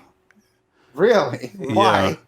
I just like to lean back, dude. I don't like the controller support is like impeccable. It's something that Path of Exile just never did correctly.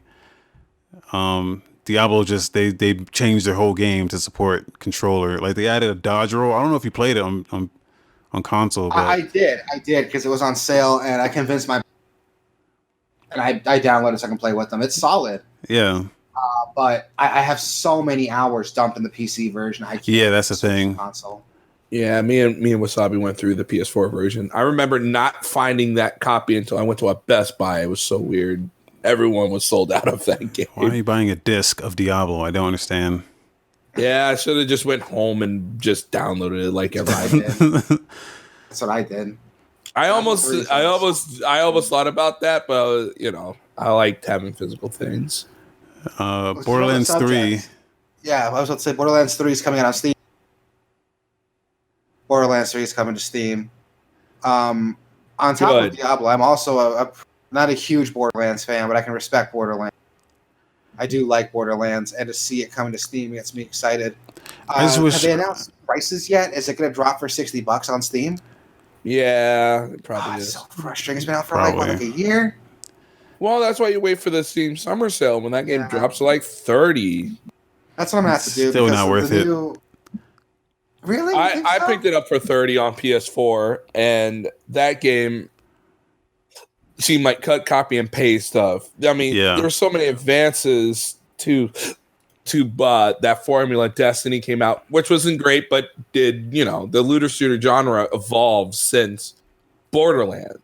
Yeah, but with Borderlands 3, they completely revamped. to the point where like even your like ultras can like vary from character to character.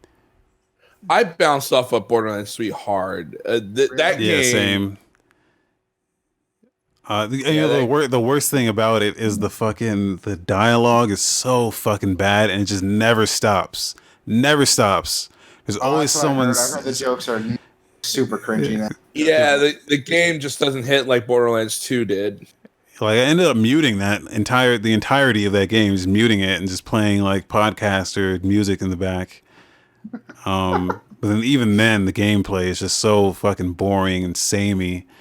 That like I wish they added like if they had like they tout about their gajillion guns and shit. I wish they had it like an armor system, like a random armor system that you could just a gajillion armors. So you had guns and armor and shit like that, and you can customize your character that way. Like that would have been dope as fuck. Like what most action RPGs have with like stats and like Destiny. Yeah. But yeah, they missed their opportunity here to kind of change it up. I guess if you like Borderlands, it's more you're not a change your mind. I think it has crossplay between PC and Xbox. Don't quote me on that though. I'm Googling it right now. I have a friend who's into it, and he told me that, and I didn't believe him. I never looked it up. And I still don't believe him. Sounds like some bullshit that someone said, hey, one time I played with PS4 people on Call of Duty and Xbox people. Is that possible? No. Now it is, but back then, no. But yeah, it's talking 360 not support days. Crossplay multiplayer. Okay, yeah, that's what I thought. Well, then I wonder if the Steam version and the Epic version would be able to play together. It does. I just saw that now. It does. Okay. It better. Apparently, Gearbox is working on console crossplay, but nothing's been announced yet. God fucking hell, Sony. We all know it's Sony holding it back. Yeah, it's Sony. Well, I could see why, because I mean, when you're at top of the game like that, would you want to face up? You know, why would you want to give people a reason to buy a competitor console? It's not even that. I don't even see it like that, but it's just I see what they're like. We want to keep this wall. Even Nintendo's like, whatever. They even say we want our walled garden. It's like whatever. Well, soon enough, the Switch will be the dominant console in the PS4. But I know we're going to a new generation. But yeah, with a new generation, who knows? It's anyone's game, man. But you know what is forever? PC. And you know what's coming out on PC? Half-Life Alyx with some new gameplay videos. That's what we're showing on screen. The boot stuff is weird. I kind of want to run this game on a treadmill. I just want to hook up a treadmill and just run. Like, this seems weird. Maybe it makes sense in VR. I don't know. I look at I get it, but it just I'm into it, man. It seems I'm into it. Yeah, I'm sure it's going to be a solid experience. I'm not here to say it ain't. You know, it looks slick, looks nice. You know, the movement of it, but it just looks. Just looking at it just looks super weird, but I'm sure it makes sense in VR. Correct me if I'm wrong, but that game's compatible with Vive and Oculus. It's compatible with Windows VR, Vive, Oculus, cool. The Index. Yeah, that's good. It gives me a reason to buy VR now. Well, yeah, if you have that Windows one, you know, the one that has inside out tracking and all that shit. If you want it like a cheap way of playing this game, there's ways. Yeah, and even if it's not supported, there's like hacky ways to run stuff on other stuff. Yeah, isn't there like Oculus Vive stuff? Didn't people figure out ways? I know when I had my Vive, there was a thing called Revive that allowed you to play Oculus shit on your Vive. And like that worked totally fine. It worked? Yeah. Yeah. Good. So I mean it's all just Half-Life, and so anything Half-Life. Yeah. And this definitely looks like a good step in the right direction. Hopefully. Well, speaking of Half-Life, I know Black Mesa Black that's Mesa finally is- released. I thought that was done already. Shit. Yeah. Because they released the only thing you need to do. God damn it! I forgot the last couple levels. What was it? Zer, Yeah. Zen. something like Zen. Yeah, they had to just do the Zen level. And I thought they finished that like a month ago, but I guess they still didn't take out early access until like recently. Yeah. Today, I Which is think. Yeah, which is crazy to me. Like, I mean, I'm all for it. I heard it's solid, and I'm glad it's done. I'm gonna go pick it up and play it now because I love Half-Life, but the original Half-Life did not age well. At least not in my opinion. No, but that was that game back. Yeah, in the but day, even with Black Mesa, there's some purists who go like, "Man, you're changing stuff that doesn't need to be changed here." So no, you're never gonna make everyone happy with that kind of stuff. I mean, I'm happy. And I'm the one paying for it, so that's all I care Yeah, about. I've already had it. I've had it since like Yeah, it first it's came solid. out. Just Like never. it. I only played like the first like the intro. It seemed fine, but I just wanted it to be finished before I really sank my teeth into it. Yeah, I'm the same way. Now that it's done, I might pick it up. Yeah. What else is coming out? Oh, Baldur's Gate 3. Baldur's Gate 3. Which I know Zoo must be excited for that.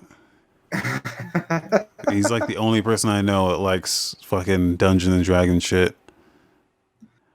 Okay, real talk. I love Dungeons and Dragons. Oh yeah, well, Dragons game. Yeah, but It's a good. You got your dice and your roll for initiative. I have a couple sets of dice. I bought a dice tower.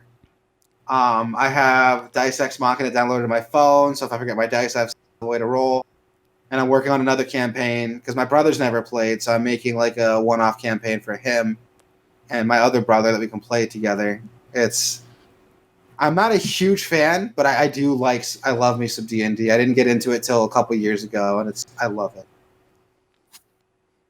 It's That's a socially acceptable way to play pretend. If you ever play pretend, when you, but socially acceptable With other people. Yeah. And that one girl that you thought was the hottest thing in the world because she played D&D and now over the place. It's a lot of fun, man. D&D's getting it's getting a lot more to be. It's not exclusively a nerdy thing anymore, which It still kind of is. It's just the girls just want. oh, bro, you have never. Have you guys played D&D? I played it once. It was fun. I like being the acrobat. What about you? What about you, Sammy? You play D&D? No, not once. I made a character once and then never got to play. Oof, we should run a campaign one day. Yeah, that'd be, Type in it'd the be chat. fun. If you type in the chat, if you guys want to see a Gameoverse campaign, we'll work something up. Are you like a DM? I've never DM'd before, so this is going to be an experience for all of us. Oh, wow. But if all two of you, if you want to see something like that, let us know. I'm so surprised that there's still remakes being happening. We have two. Oh, I know. We got the SpongeBob SquarePants remake coming out. I was not Is that a meme? anyone. Is this a meme? The SpongeBob SquarePants one? Do Yeah, people that actually want this. Like, I don't. I played this on GameCube, and I was like, okay, it's a SpongeBob game. I heard it's solid, and from the gameplay I've seen, it looks like they improved a lot of aspects of it. But Well, what else are they gonna do? Not improve a bunch of aspects of it, but it's just it's just a weird remake. If someone goes like, "Oh, you know what I missed? The SpongeBob remake, the Yeah. SpongeBob on GameCube." Like, there's so many GameCube games, no one's clamoring. But I'm not upset that it's coming. It's like, okay, cool. and it's not like it's dropping for $60. It's a $30 game, right? I think was like the big thing about it was only like $30. Yeah, I mean, it would have to be. And on top of that, we have the Trial Humans remake coming out, which is pretty solid. Does it have Zim as the person talking? Because that was like the moment. So I don't know if I haven't played Trial Humans in a while, but the original character was named Crypto. Yes, the super dog. Thinking of Zim. Zim is It was the same voice. Yeah, he does the voice not for Crypto. He does the voice for like your high commander. Yeah, he was like, the Crypto had like a real like deep like. Yeah, he was all like, "These fucking meatbags. Who owns Gross, they're mewing and they have nipples." Who owns the rights to destroy our humans? I want to say it was Midway, but I think I'm dumb. It was. I mean, I think it was THQ, but it's like, does those Nordic people picked up Destroy All Humans? I think you're right. I remember. God, what was it? I want to say. I think you're right. I think THQ like had it, and then when they went defunct, they changed their name back to yeah, THQ Nordic or some shit. Yeah, and they're the ones who are handling. God damn it! What is it? They're the ones who are handling the God damn, the Darksiders games now. Yeah, the Darksiders. That was supposed to be a game that's supposed to save THQ, but killed it. And that's a whole other bag of worms, man. If you want to talk about Darksiders. Oh wow, cow shit. Yeah, the trailer, the new gameplay video looks funny. And on top of that, we have the Wonderful 101 remaster coming out May 19th. Which May I never 19th. I played Wonderful 101. I played the demo on Wii U, but I never bought it. I played it. I played it on Wii U. That game, it was trying to be like, oh look at the cool things you can do on Wii U. I'm just excited. They're gonna strip all that bullshit out, and it's just a game. Yeah, it's so weird. It's like Pikmin mixed with Bayonetta with Beautiful Joe aesthetics. It's a really weird hodgepodge of weirdness. It was weird, and it was one of those games that was like, oh, just use the touchscreen, get all these things around. Now it's just going to be a game. You didn't have to use a touchscreen. I remember playing the demo, and if you're playing on your, if you weren't playing on the tablet, you're playing on your TV. You can use the your analog sticks. Right, but that was still kind of wonky and whatever. But there was instances that you have to go through the building, and it was on the fucking small screen. Like, that's not going to happen. Oh, I remember that. Yeah, Jesus, that was bad. Hopefully it was a lot of little things that annoyed you. Like, look how cool this was. It's like, no. And but on a side note, though, it is coming out. It's coming out May 19th for Switch, and it's going to get a later release date for. I think it's going to be coming out for PC, PS4, Xbox One. Wait, it's not coming out this day and date with everything? I think this because Nintendo offered to publish the Switch version, but they told them you're going to have to do the multi-console versions on your own, and I think that's why. Oh, never mind. It is coming out May 19th. I'm sorry. I thought it was coming out later. Yeah, later in Europe. My bad. That's where I got mixed up. It's coming out later in Europe. I think I think having that game remastered for people who want to play that game and not having it locked to Wii U is good. And it's not coming out on Xbox One, so it's a win-win. What is your beef with Xbox, man? I fucking hate games coming on Xbox. Those motherfuckers, every time a game comes out on Xbox, they get excited, and I'm like, go to hell. Well, yeah, they're excited. They don't have any fucking games. No, they got games. They got plenty of them, but they get too excited. They're yay, Gears of War. No, it's like when Nier Automata came out or Car Soccer, they're like, finally, we get to play it. I'm like, you guys are lame and sad. Well, yeah, they're excited. They finally get to play these games that we've been enjoying forever. Yeah, we've been enjoying these games, and it's like, okay, good. Glad you motherfuckers are not playing this. Go away. It's so frustrating. You almost can't get away with just having an Xbox. They're frustrating because they're the ones that willed Kingdom Hearts collection to it. It's like, how do you have this much power? How people want to play the game, man? It's simple supply and demand. If people demand to play the game, companies supply it. Who are you people? I mean, I don't get it. Played Kingdom Hearts 3, didn't know what the fuck was going on. No, not even that. Who are you people that only play on Xbox? Only. Not PC, not on anything else. Just, if it ain't on Xbox, I ain't playing it. Well, I don't know about everyone else, but video game consoles and video games are expensive. The most people can only afford one console. Yeah, I love the excuse Platinum gave was Platinum has some beef with Microsoft for some reason. You're like, we would gonna put it on Xbox, but it's too hard. But the PlayStation and Switch version ain't. What? Well, it's different architecture. I'm not a developer, but just because the consoles can run similar games doesn't mean the architecture is the same. All right. All right, whatever. I'm not a developer, so I don't fucking know how it works. Maybe they have to port it to DirectX or some shit. I don't know. I don't know. Maybe. I mean, from what I know, I think the PS4 and Xbox are more similar. Like the Switch is the most different thing 'cause that's like an ARM mobile. Yeah, processor. but even ARM stuff, it shares the same compiler as like PS4 and stuff. So Not just that. tools. Not just that, but the Switch internals are very similar to the Wii U gamepad, which so porting over from Wii U to Switch isn't as hard. But you're right, if they can port it over to PS4, I don't see a reason not to do it for Xbox. But whatever. I mean, a good reason too is that Platinum's not a Japanese company, and the Xbox is not selling in Japan at all. Like in Japan, it's just PC, Switch, Well, PS4. Well, like, you know, when these new consoles come out, you know, it's like they're just going to come out and the Switch will do fine. Like everyone's like, oh man, new console Switches. No, this is not how this happens, dumbass. Yeah, I hate YouTube clickbait. I hate YouTube clickbait. Yeah, the Switch is a totally different market. I don't think the Switch is going to be. One of my favorite Twitter handles now is, you know, that they just cut out the bullshit and tell you exactly what it is.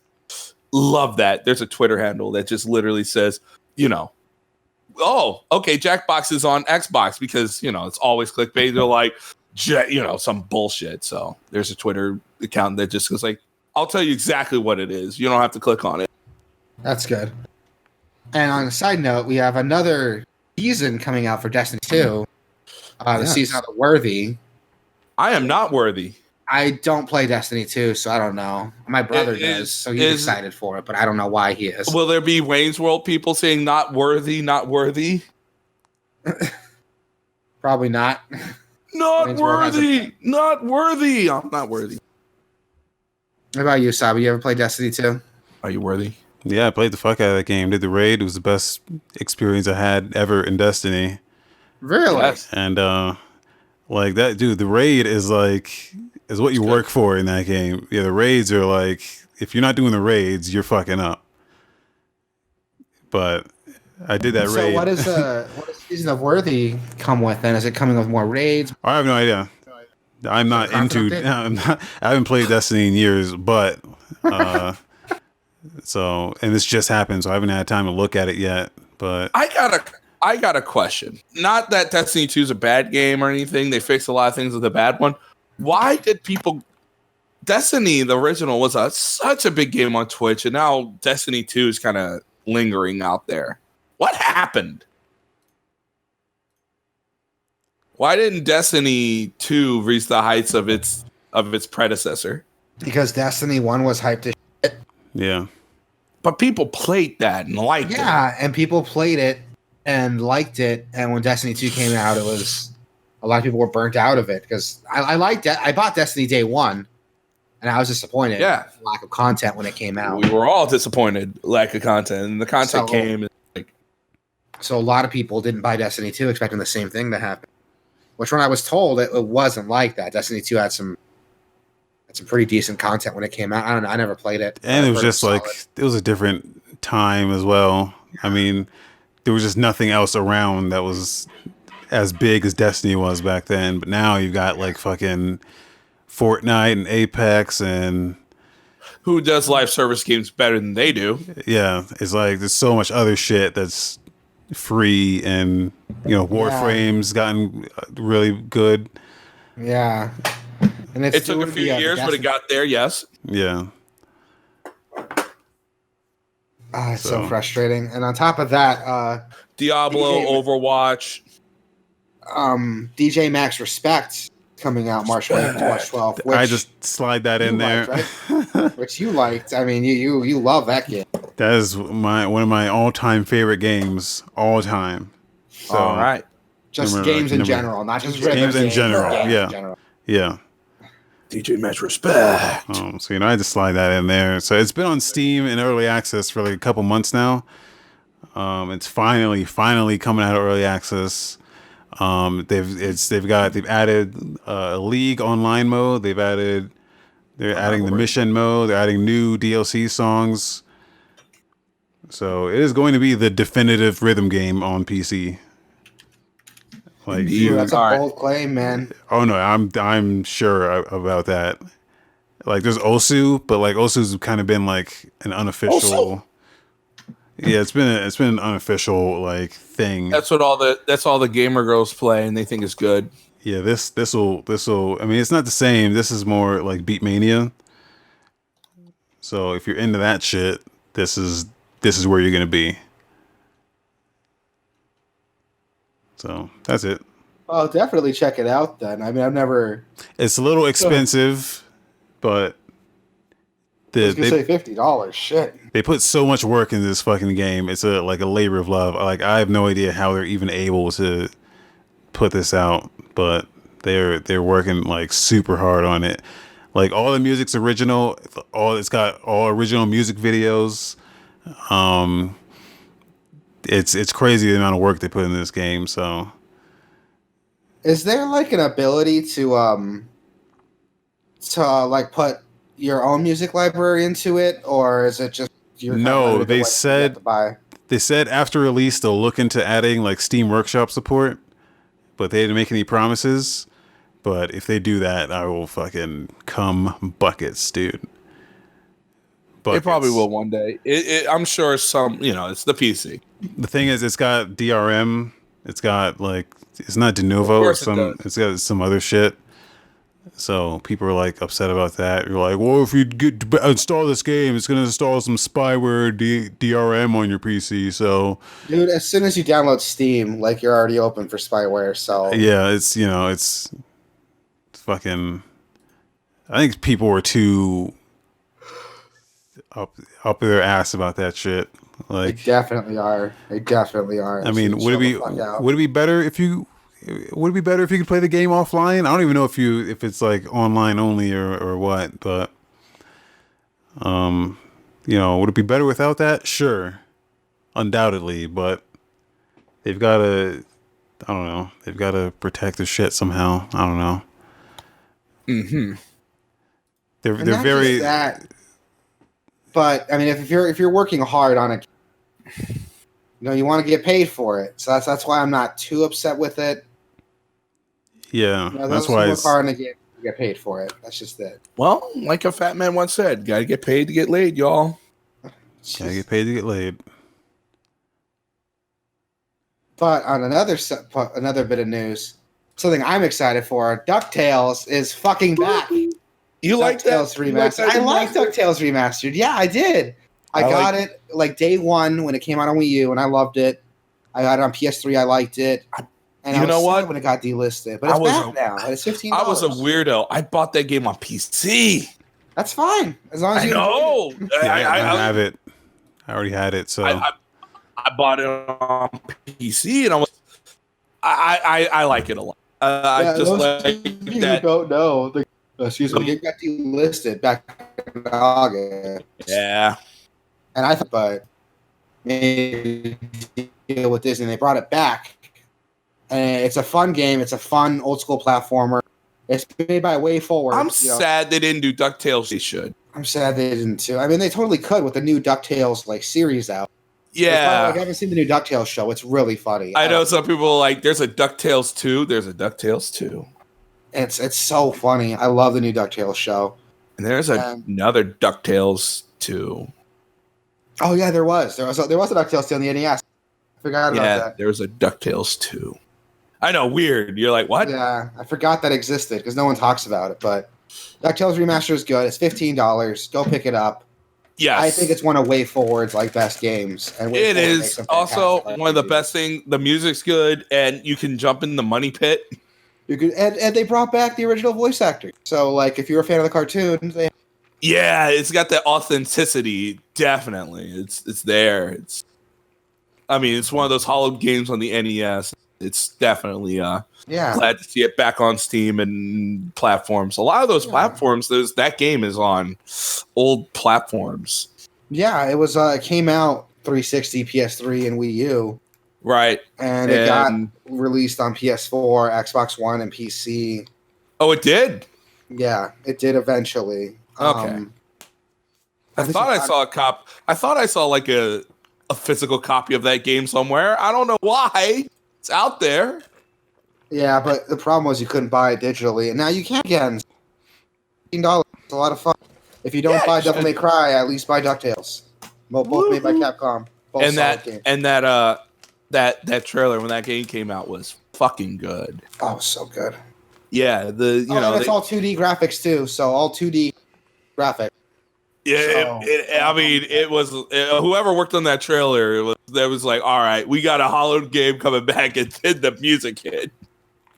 You're like, it's coming back. News. Oh, excuse me, that came out today. God, why am I still got it? March 3rd, we have Grand Blue Fantasy Versus, which we're showing right now. This game looks nuts. It does. Yeah. It's a fighter. And also, if you play this game today, you're gonna get your ass handed to you. Oh yeah, because that game's been out in arcades forever. No, it's been out in Asia forever too on PS4 because it didn't launch day and date with everyone else. So good luck with that. But it looks like a solid game. I love me some anime. I've never played Grand Blue Fantasy, which is basically a mobile game, right?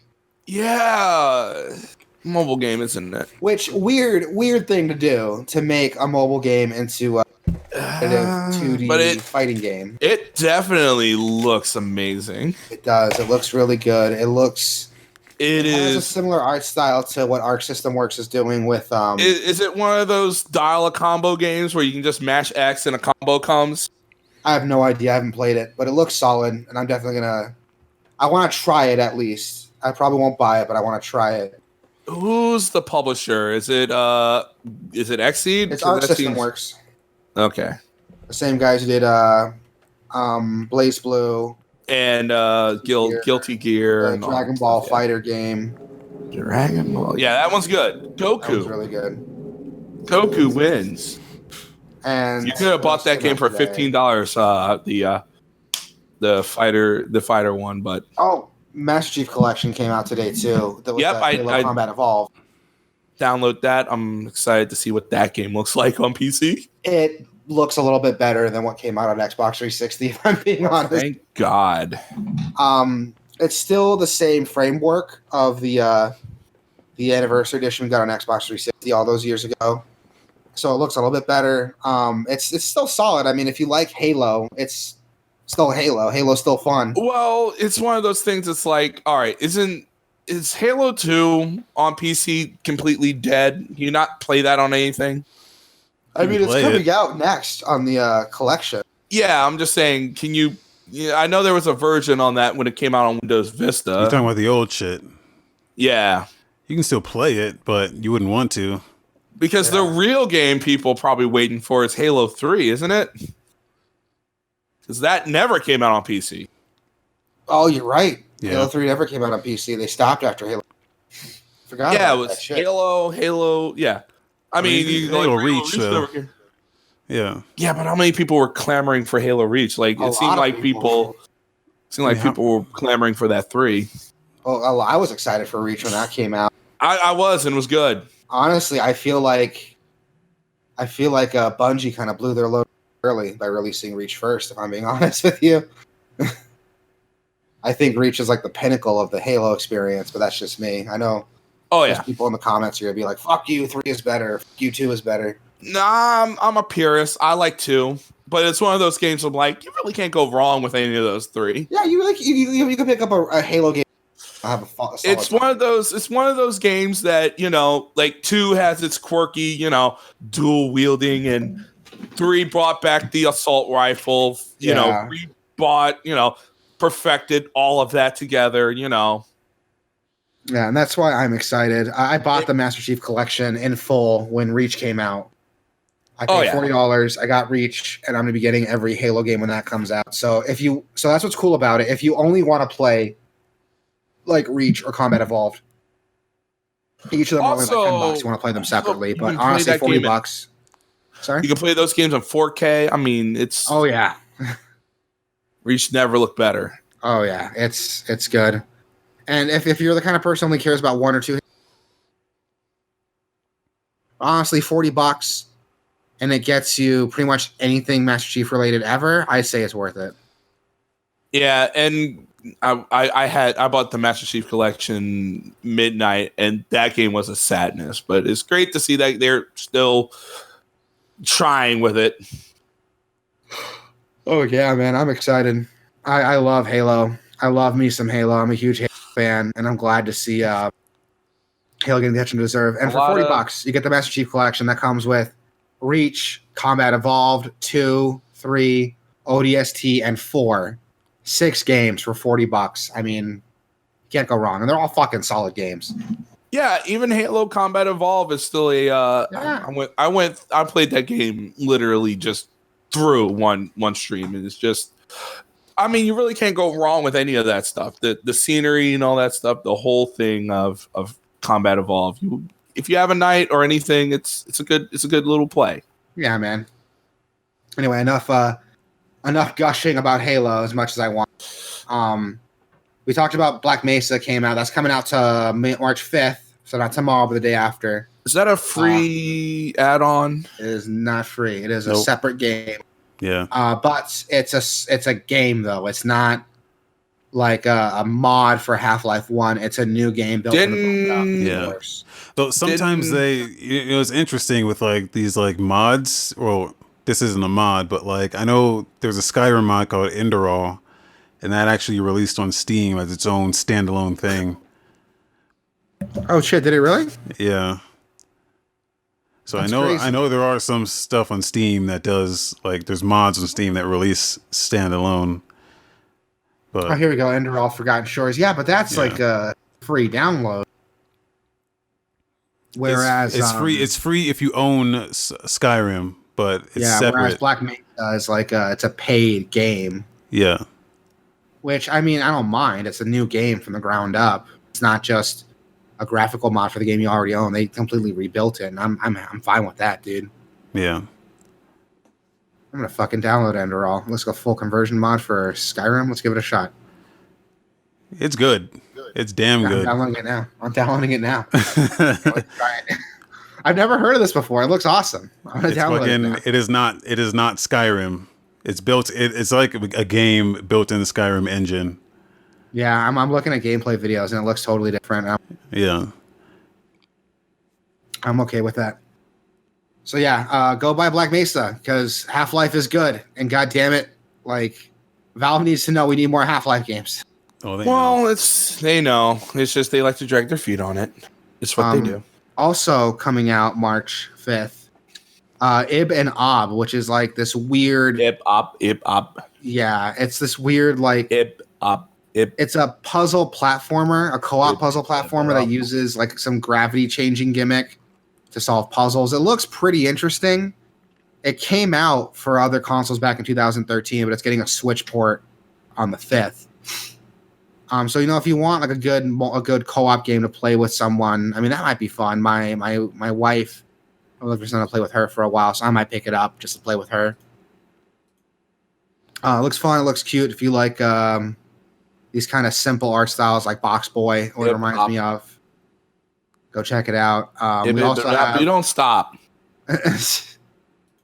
We also have Murder by Numbers coming out that same day too. Murderer, which looks really weird. It's like some weird detective. You're a murderer. Visual novel game. Did you guys see anything about that yet? Why is Switch the visual novel platform now? Because you can take it with you. I was gonna say that's really good. Because you have time on the bus. Yeah. Okay. Or in the can. Makes sense. I mean, if you have a Switch Lite, you can hold the thing literally with one hand. But then I'd rather have it like on my phone. The Switch is way too big to fucking. I would rather save all my battery strength on my fucking phone. Also, like, your phone's not exactly the biggest screen. You're gonna fuck your eyes up trying. Well, neither is the Switch either. But I got a 6.5-inch screen here. The Switch is too big though. Well, the Switch Lite's is a perfect, you can just turn that fucker just like it was like an Atari Lynx and just go flip. You're right. No, you're right. The Switch is getting a ton of visual now. Well, it's for the girlies out there, and those people love their visual novels. Are these selling though? I mean, they must be if there's so many. They're selling. there's an audience for these people. They go into their little rooms and they get their lotion and they're like, all right. Okay, not every visual novel is a fucking hentai game. Well, they're gonna treat it like one. I mean, I'm not a fan of them. I mean, I'm not a fan of it, but I get why. What's wrong with hentai games, man? Honey Pop is one of the games I ever played. Yeah, but that's one thing. This is literally this is a game, kind of. Yeah, and like all the shit talking aside, Murder by Numbers is a game. Puzzle elements in it. It's a detective game, kind of like the Phoenix Wright games with a more colorful art style. It looks interesting. If you don't have a Switch, it's coming out the next day, March 6th for PC. I mean, it's perfect for those people. They can read the thing in bed. They can play something. They can, they can sink their teeth into it, or they can hook it up to their TV or whatever. Yeah, like all joking and shit talking aside, like I don't hate on visual novels. There's obviously a market for it if it's as popular as it is. We're just joking when we shit on. This one sounds good at least. It sounds like it sounds like the Monokuma game. Fucking you know what I'm talking about. You know which one? Phoenix, right? No, the other one. The Vita one. Fuck. Never mind. You talking about Danganronpa? Yeah, Danganronpa. That's what it sounds like. Which, like, I don't mind, man. It's like a lot of some of my favorite games have a visual novel design. Like Persona Dancing has a visual novel design. Yeah, but fuck that game. Yeah, I thought you liked it. I played it. I didn't like it though. I played it. This is you played it to completion, and you didn't like it. This is a visual novel. Hey, I played Final Fantasy 15. I got the platinum trophy in that. Did not like also that. that Persona Arena game's a visual novel. Yeah, like they hide a visual novel in the actual game, and I'm like, this is not what I came here for. I came here for a rhythm game, not a visual novel. With it's like 3 hours of visual novel with 2 minutes of actual rhythm gaming. Sure. Well, don't play the story. Just play a bunch of the songs. You have to play the story to unlock the songs, though. He's right. Or you just play the songs to earn resources to buy them, don't you? So Sabi's shitting on it. Okay. I'm just. We're on topic now. We're off topic now. Sabi's shitting on it, but I liked Persona 4 Dancing because I love. The music is great. The music is fantastic. It's just you got to go through the bullshit to get to it. To get it though. And I'll argue the visual novel is not bullshit because if you like Persona 4, this is just more Persona 4. Oh come on, dude! More Persona 4 does not mean good Persona 4. But it's more Persona 4. That's all I wanted. That's all you're I want gonna to see get. what happens with the gang, dude. Like, I like the whole like Manami complex shit. I'm like, dude, who the fuck is this character? This is not what I came here for. Yeah, I don't come for that either. But that's okay. That's okay. It was a fun little thing, and I'm not good at rhythm games. I have no rhythm. For a black guy, I have no rhythm. Yeah, it's true. For some reason, I have no rhythm. I don't get it. Jesus Christ. Yeah, all right. Gotta be born with it. Really do. Moving on. March 6th, we also see a Pathologic 2 coming out on PC. Pathologic. Which, that's a weird release. The first Pathologic never even came out on PS4. Who's playing Pathologic 2 on PS4? You know what I mean? Mm-hmm. Like, if people are buying it, cool, but... PC is home for weird games for weird people. Exactly, and Pathologic is one of those weird games for... Yeah, like Tales of Elysium. People go, wow, you should play this. And I go, no. It's so bad. I do not like Tales of Elysium. How dare... I don't know. I don't care. Wait, you mean Ring of Elysium? Yeah, or whatever that game that everyone's like, it's the greatest thing ever.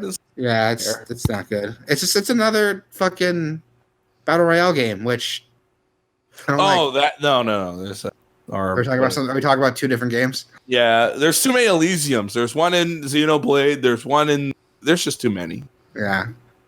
Elysium. Anyway, Pathologic 2 is coming out on PS4. So if you somehow beat Pathologic 1 on PC and no longer have a PC to play the sequel on, you can go ahead and get it on PS4. All right. And then we have Pokemon Mystery Dungeon Rescue Team DX. Is that the one with someone gets transformed into a Pokemon? They get super confused. Yes. How come they don't? How come they make that game, but they don't make that other like? There's a Pokemon game on DS that's literally just. It was like a mix of Fire Emblem. It was just basically Pokemon Conquest. Yeah, why don't they just remake that? I don't know, man, because Nintendo wants to just make stuff up. But if you like the Pokemon Mystery Dungeon games and you liked the longest fucking name in the world. Those are just stopgap games. I fucking hate the name for them because I remember when it first came out, there were 2 games. There's Pokemon Mystery Dungeon, Red Rescue Team, and Pokemon Mystery Dungeon Blue at least Rescue Team. They won't do that. This is both games. Yeah, it's both games in one, remastered for the Nintendo Switch with brand new high-definition graphics, which looks cool if you like Pokemon Mystery Dungeon. I was never a Pokemon Mystery Dungeon fan. I never played them. And watching, they look like just pretty standard dungeon crawlers with Pokemon aesthetics. Yeah. Which looks cool, but that's not my cup of tea. Also, you're a human that gets transformed into a Pokemon. Yeah, so like if you have a fetish for turning into an animal. I really don't. I thought about if I was a cat for a day, I would be pretty pissed. I wouldn't mind it, dude. I wouldn't have to fucking go to work. Yeah, cat's got pretty good. Yeah, I just stay home, do cat stuff. Or I know what cats do. They lick themselves and they go meow, meow, meow. That's it. Yeah, they don't, a cat. Dude, and cats don't have to do shit. No one expects a cat to do shit. If you're a dog, people want you to like go for walks. People want you to like play fetch with them. Yeah, and do tricks and shit. No one's fucking expecting that from a cat. You're right. You just gotta pop out and be like, "Yo, I'm here." And they're fine. I'm here. Yeah, I'm gonna sit on your GameCube for 3 hours and.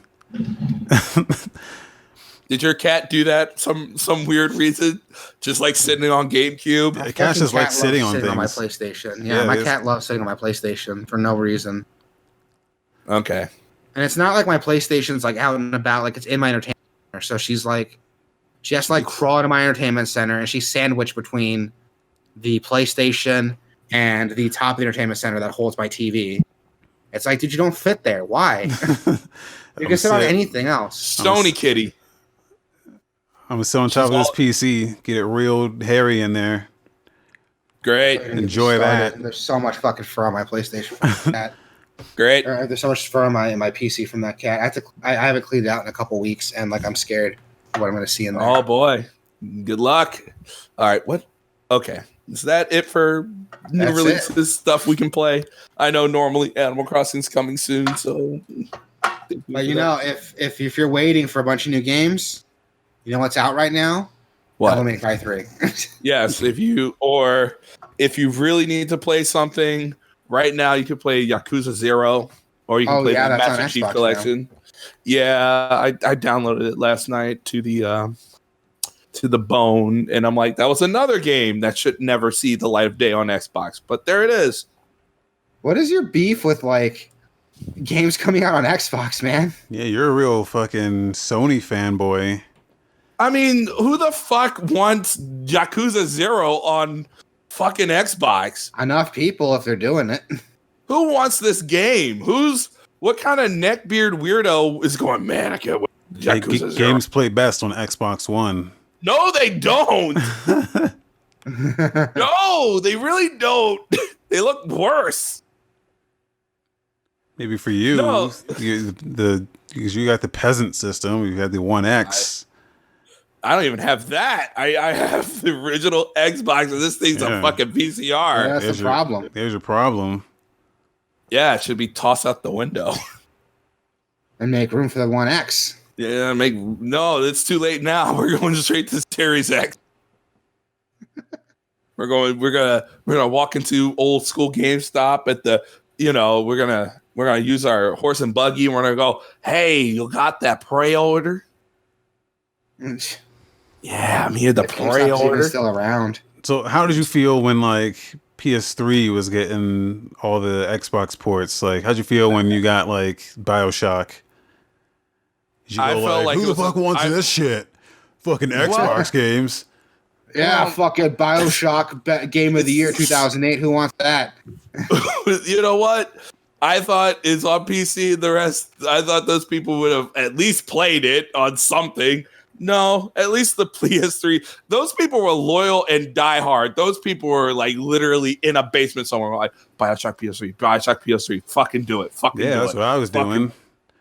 Like a lot of those people, like I get the whole PS3 part about it because they wouldn't stop. Like they would just. Those people were just rabid dogs about it. Or like Bioshock, it's supply and demand, man. Like damn, I can finally play.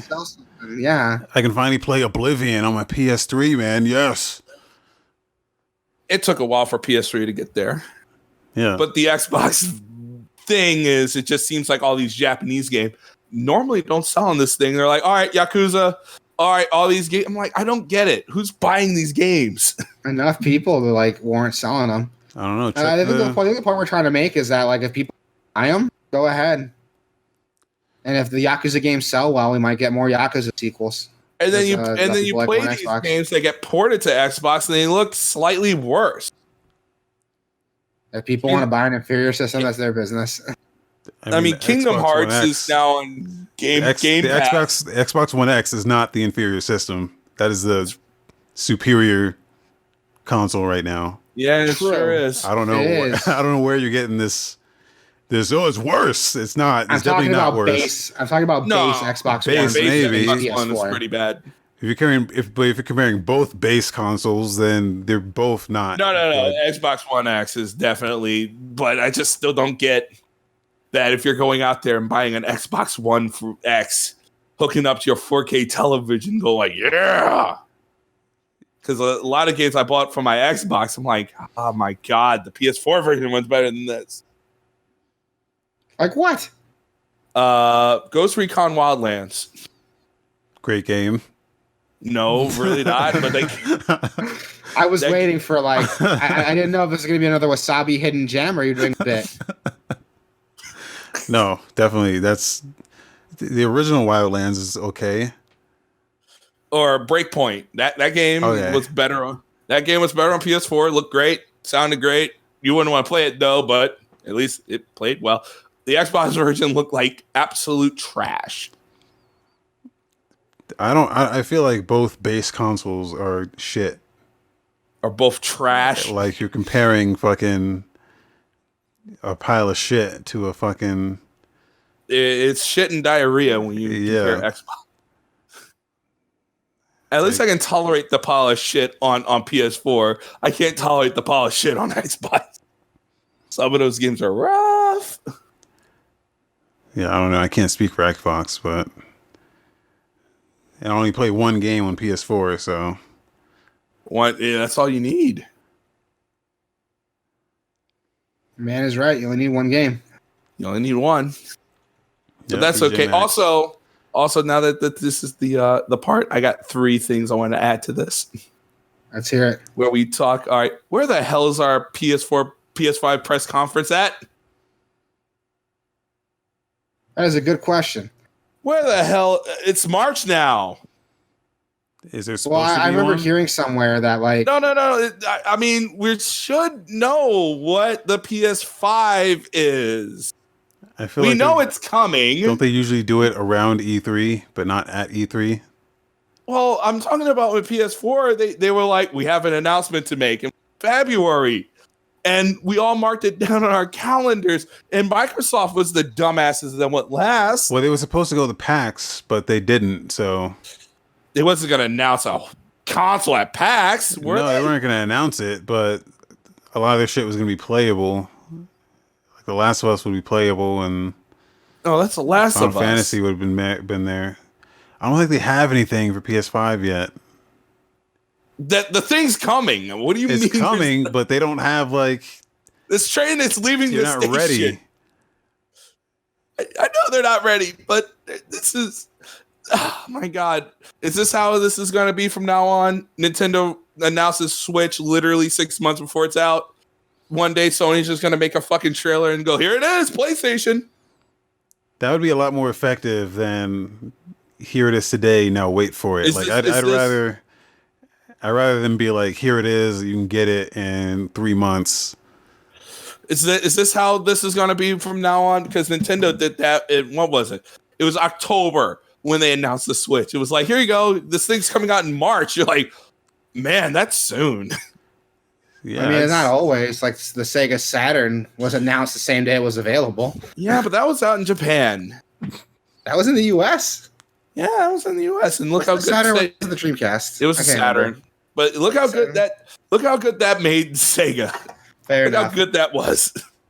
Fair enough. I think they'll announce anything about the new consoles when they're ready. I can't wait to see what the new systems can do. We know what they can do, but I can't wait to see what they look like, what kind of games you're going to get for them.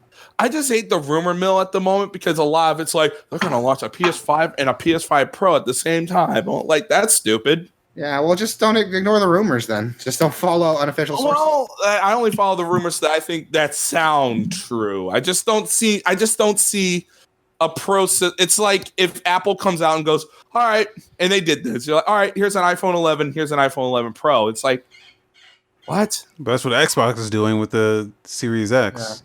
Yeah, but they're launching with their powerful box. They're not unlaunching it. Whatever that is what it is. The problem I'm seeing is I don't want to make up assumptions and like people are like their PS5 is going to be a lot less powerful than the Xbox Series X. We don't know. We don't even know what the fuck it looks like. Well, don't follow the rumor mill. So why are you following the rumor mill? That sounds like an exclusively you problem. If you just don't follow rumors. Don't follow those. All right. Yeah, you know, like this one. As far as I know, they're going to be extremely similar. So I don't think anyone's going to be blowing anyone out of the water here. It's just like spec wise, they're going to be very close. So. And also, and then backwards compatibility is important. You know, games are not like it was back in the day. You know, now you can just up-res shit. You could up-res shit in the back, but now you can really do some work. Yeah. I mean, they announced the PS5 one and PS4 game. Well, load times better. That should be a gimmick. Yeah, and it should be, but it wasn't. And this switching. Yeah. I mean, it's going to be next generation. I'm excited to be able to. I can trade in my PS4, get a PlayStation 5, it'll play all my old games and my new games. That's got me excited. Right. I mean, you know, Microsoft said, you know, but it's not every 360 game. Yeah. Like that's the other thing. It's like, oh yeah, your games come with you. Not all of it. Dishwasher didn't go anywhere. Nobody cares about that though. I care about Dishwasher. Get it on PC. Okay, I'll do that. Wait, it's on PC? It's been on PC. Yeah, okay, so oh man, when do you think a PS5 announcement will drop? Probably not anytime soon. They're not going to E3. I say around E3, but not, at E3. You're saying they're going to wait a little longer in like June? Yeah. And then go, fuck it, here it is? I feel like they did that. Yeah. I feel like they did that last time. Microsoft did that. Well, I think everyone did. Not everyone, but everyone who didn't go to E3 released some shit around E3. I was like, well, when the PS4 announced, they talked about the architecture. They showed off the controller. They talked about Vita, and it's like, and then they were like, Diablo's on PS3 now. Yay! We signed a deal with Blizzard, and they're gonna make games for us. And they're like, no, that never happened. Fuck you. You lied to me. You lied to me. You released Diablo on 360. How dare you? Liars. Whatever. That game's fine. All right. Anyway, we got everything we needed. No, one more thing. One more thing? Okay. One more thing. This is going to piss Wasabi off, but this is the whole reason. Here we go. OnlyFans leak. There we go. What? Did you hear about the OnlyFans leak? A what? What are you talking about? There's a site that you pay for porn. I know, weird. Amateur porn. And a bunch of gamer girl shit got leaked on the internet. The end. and everyone's mad. What? Like, where It's did that come from? It's like 4 terabytes of porn.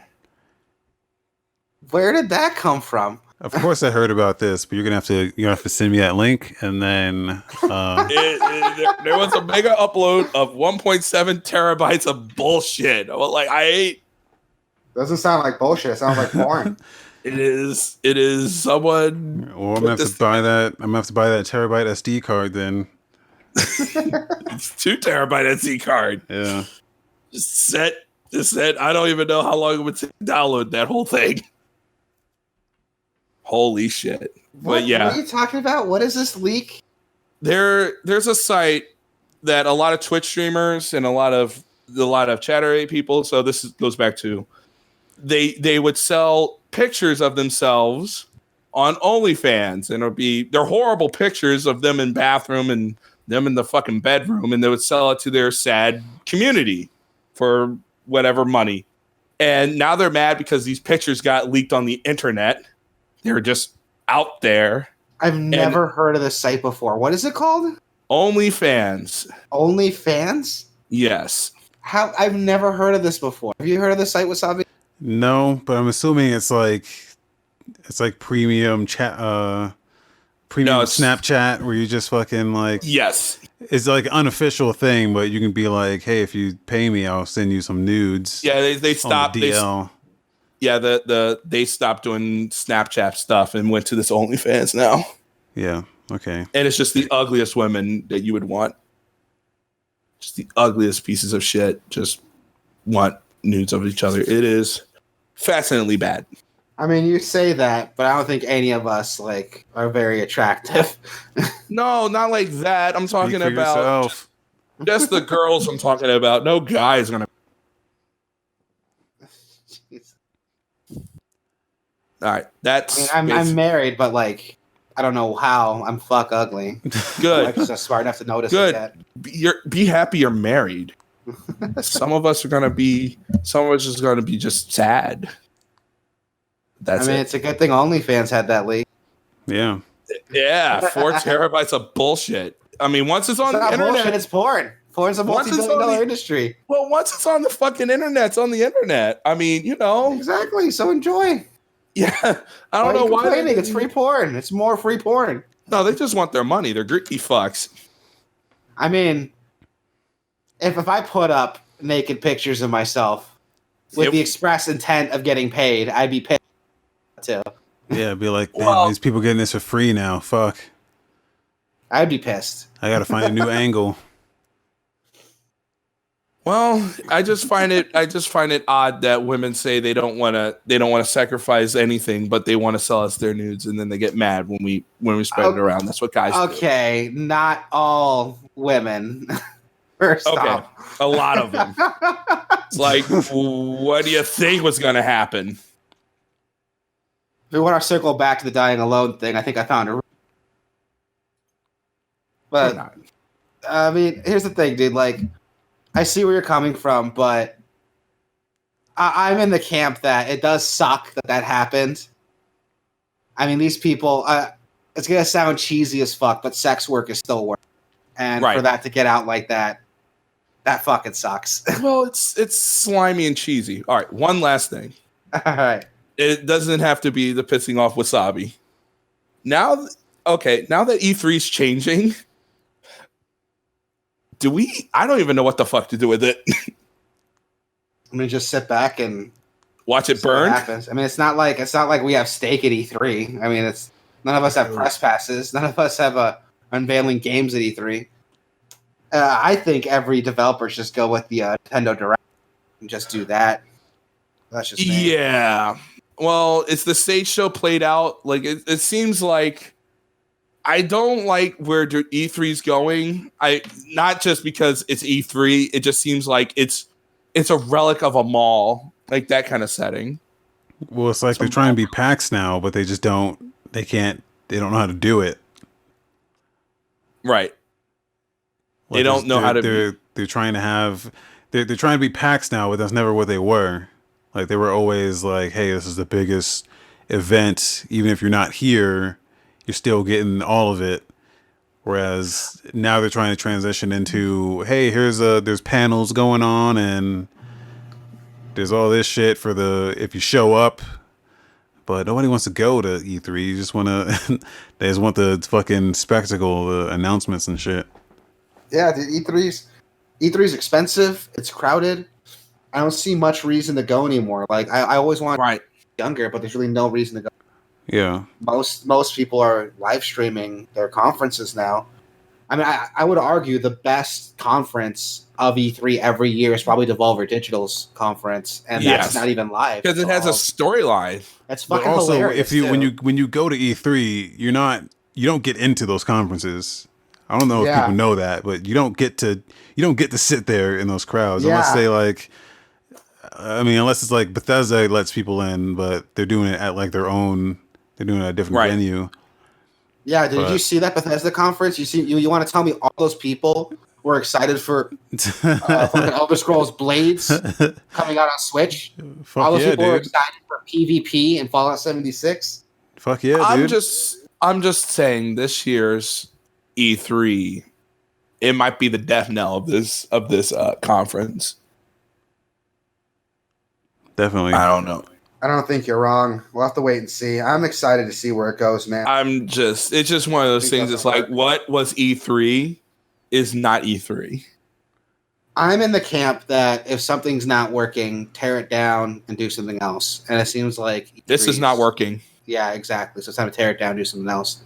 I'm excited to see what other developers do. I think everyone should just do the Nintendo Direct thing and just live stream their conferences so they don't have to go to a fucking event. I think that's the thing is developers or studios figured out that they could just do their own thing and reach more people instead of having to waste resources going to E3. Exactly, because remember when E3, I don't know if you guys remember, but E3 was only like a press thing. You could only go in if you journalists, if the game press. Now they opened it up to anybody because attendance are so low. It felt like a secret club. Exactly. You know, when you got into E3, you felt like you were in the business. Exactly. And now that they're opening it up to anyone who wants to buy a ticket, that just goes to show you that attendance isn't what it used to be, and E3 isn't as important as it used to be. And I'm in the camp of it's not working, throw it away, start over. I just remember E3 being this, 3 days of conglomeration bullshit. It was, like every day was a new thing. It still is. The whole point of it is to sell video games, and it sounds like a bummer because to me, well, also whatever E3 was, maybe the GameStop dying and all that stuff. It was to show GameStop people were there, like Walmart, Best Buy. They would go and show the games. Were like, hey, buy our game. Exactly, and I'm in the camp again. I keep repeating myself, but if it's not working, throw it away, do something else. And I'm excited that more companies are trying something different. PAX is all about pre-orders. Like if you ever go to a New York Comic Con and all that stuff, it's all about, hey, play our game. Hey, pre-order our game here. It's all about that. It's fucking video games, man. Yeah, man. Video games make more money than movies and books combined. So, yeah, they make more money because the entertainment factor and everything. Because movies are greedy, books are greedy. Who reads books? I read books. You read books. I read one book today. One. What book was it? It was Everything is Fucked. Oh, Jesus. Because everything's fucked. But yeah, there's that. All right, we should wrap up. Sorry, I just wanted to put those two things. Nah, this was fun. Thanks for having me on the podcast again. Anytime. Check your local listings for next week. Yep. Leave a comment in the chat and why DMC3 best game to come. Yeah. Check your local listings. SoundCloud.com/Gameoverse, Twitch.tv/Gameoverse, YouTube.com/official Gameoverse. Yeah, if it ain't official, it's a bootleg. Discord.gg/AUV4VGK. Yeah, get good. All right. Good night, guys.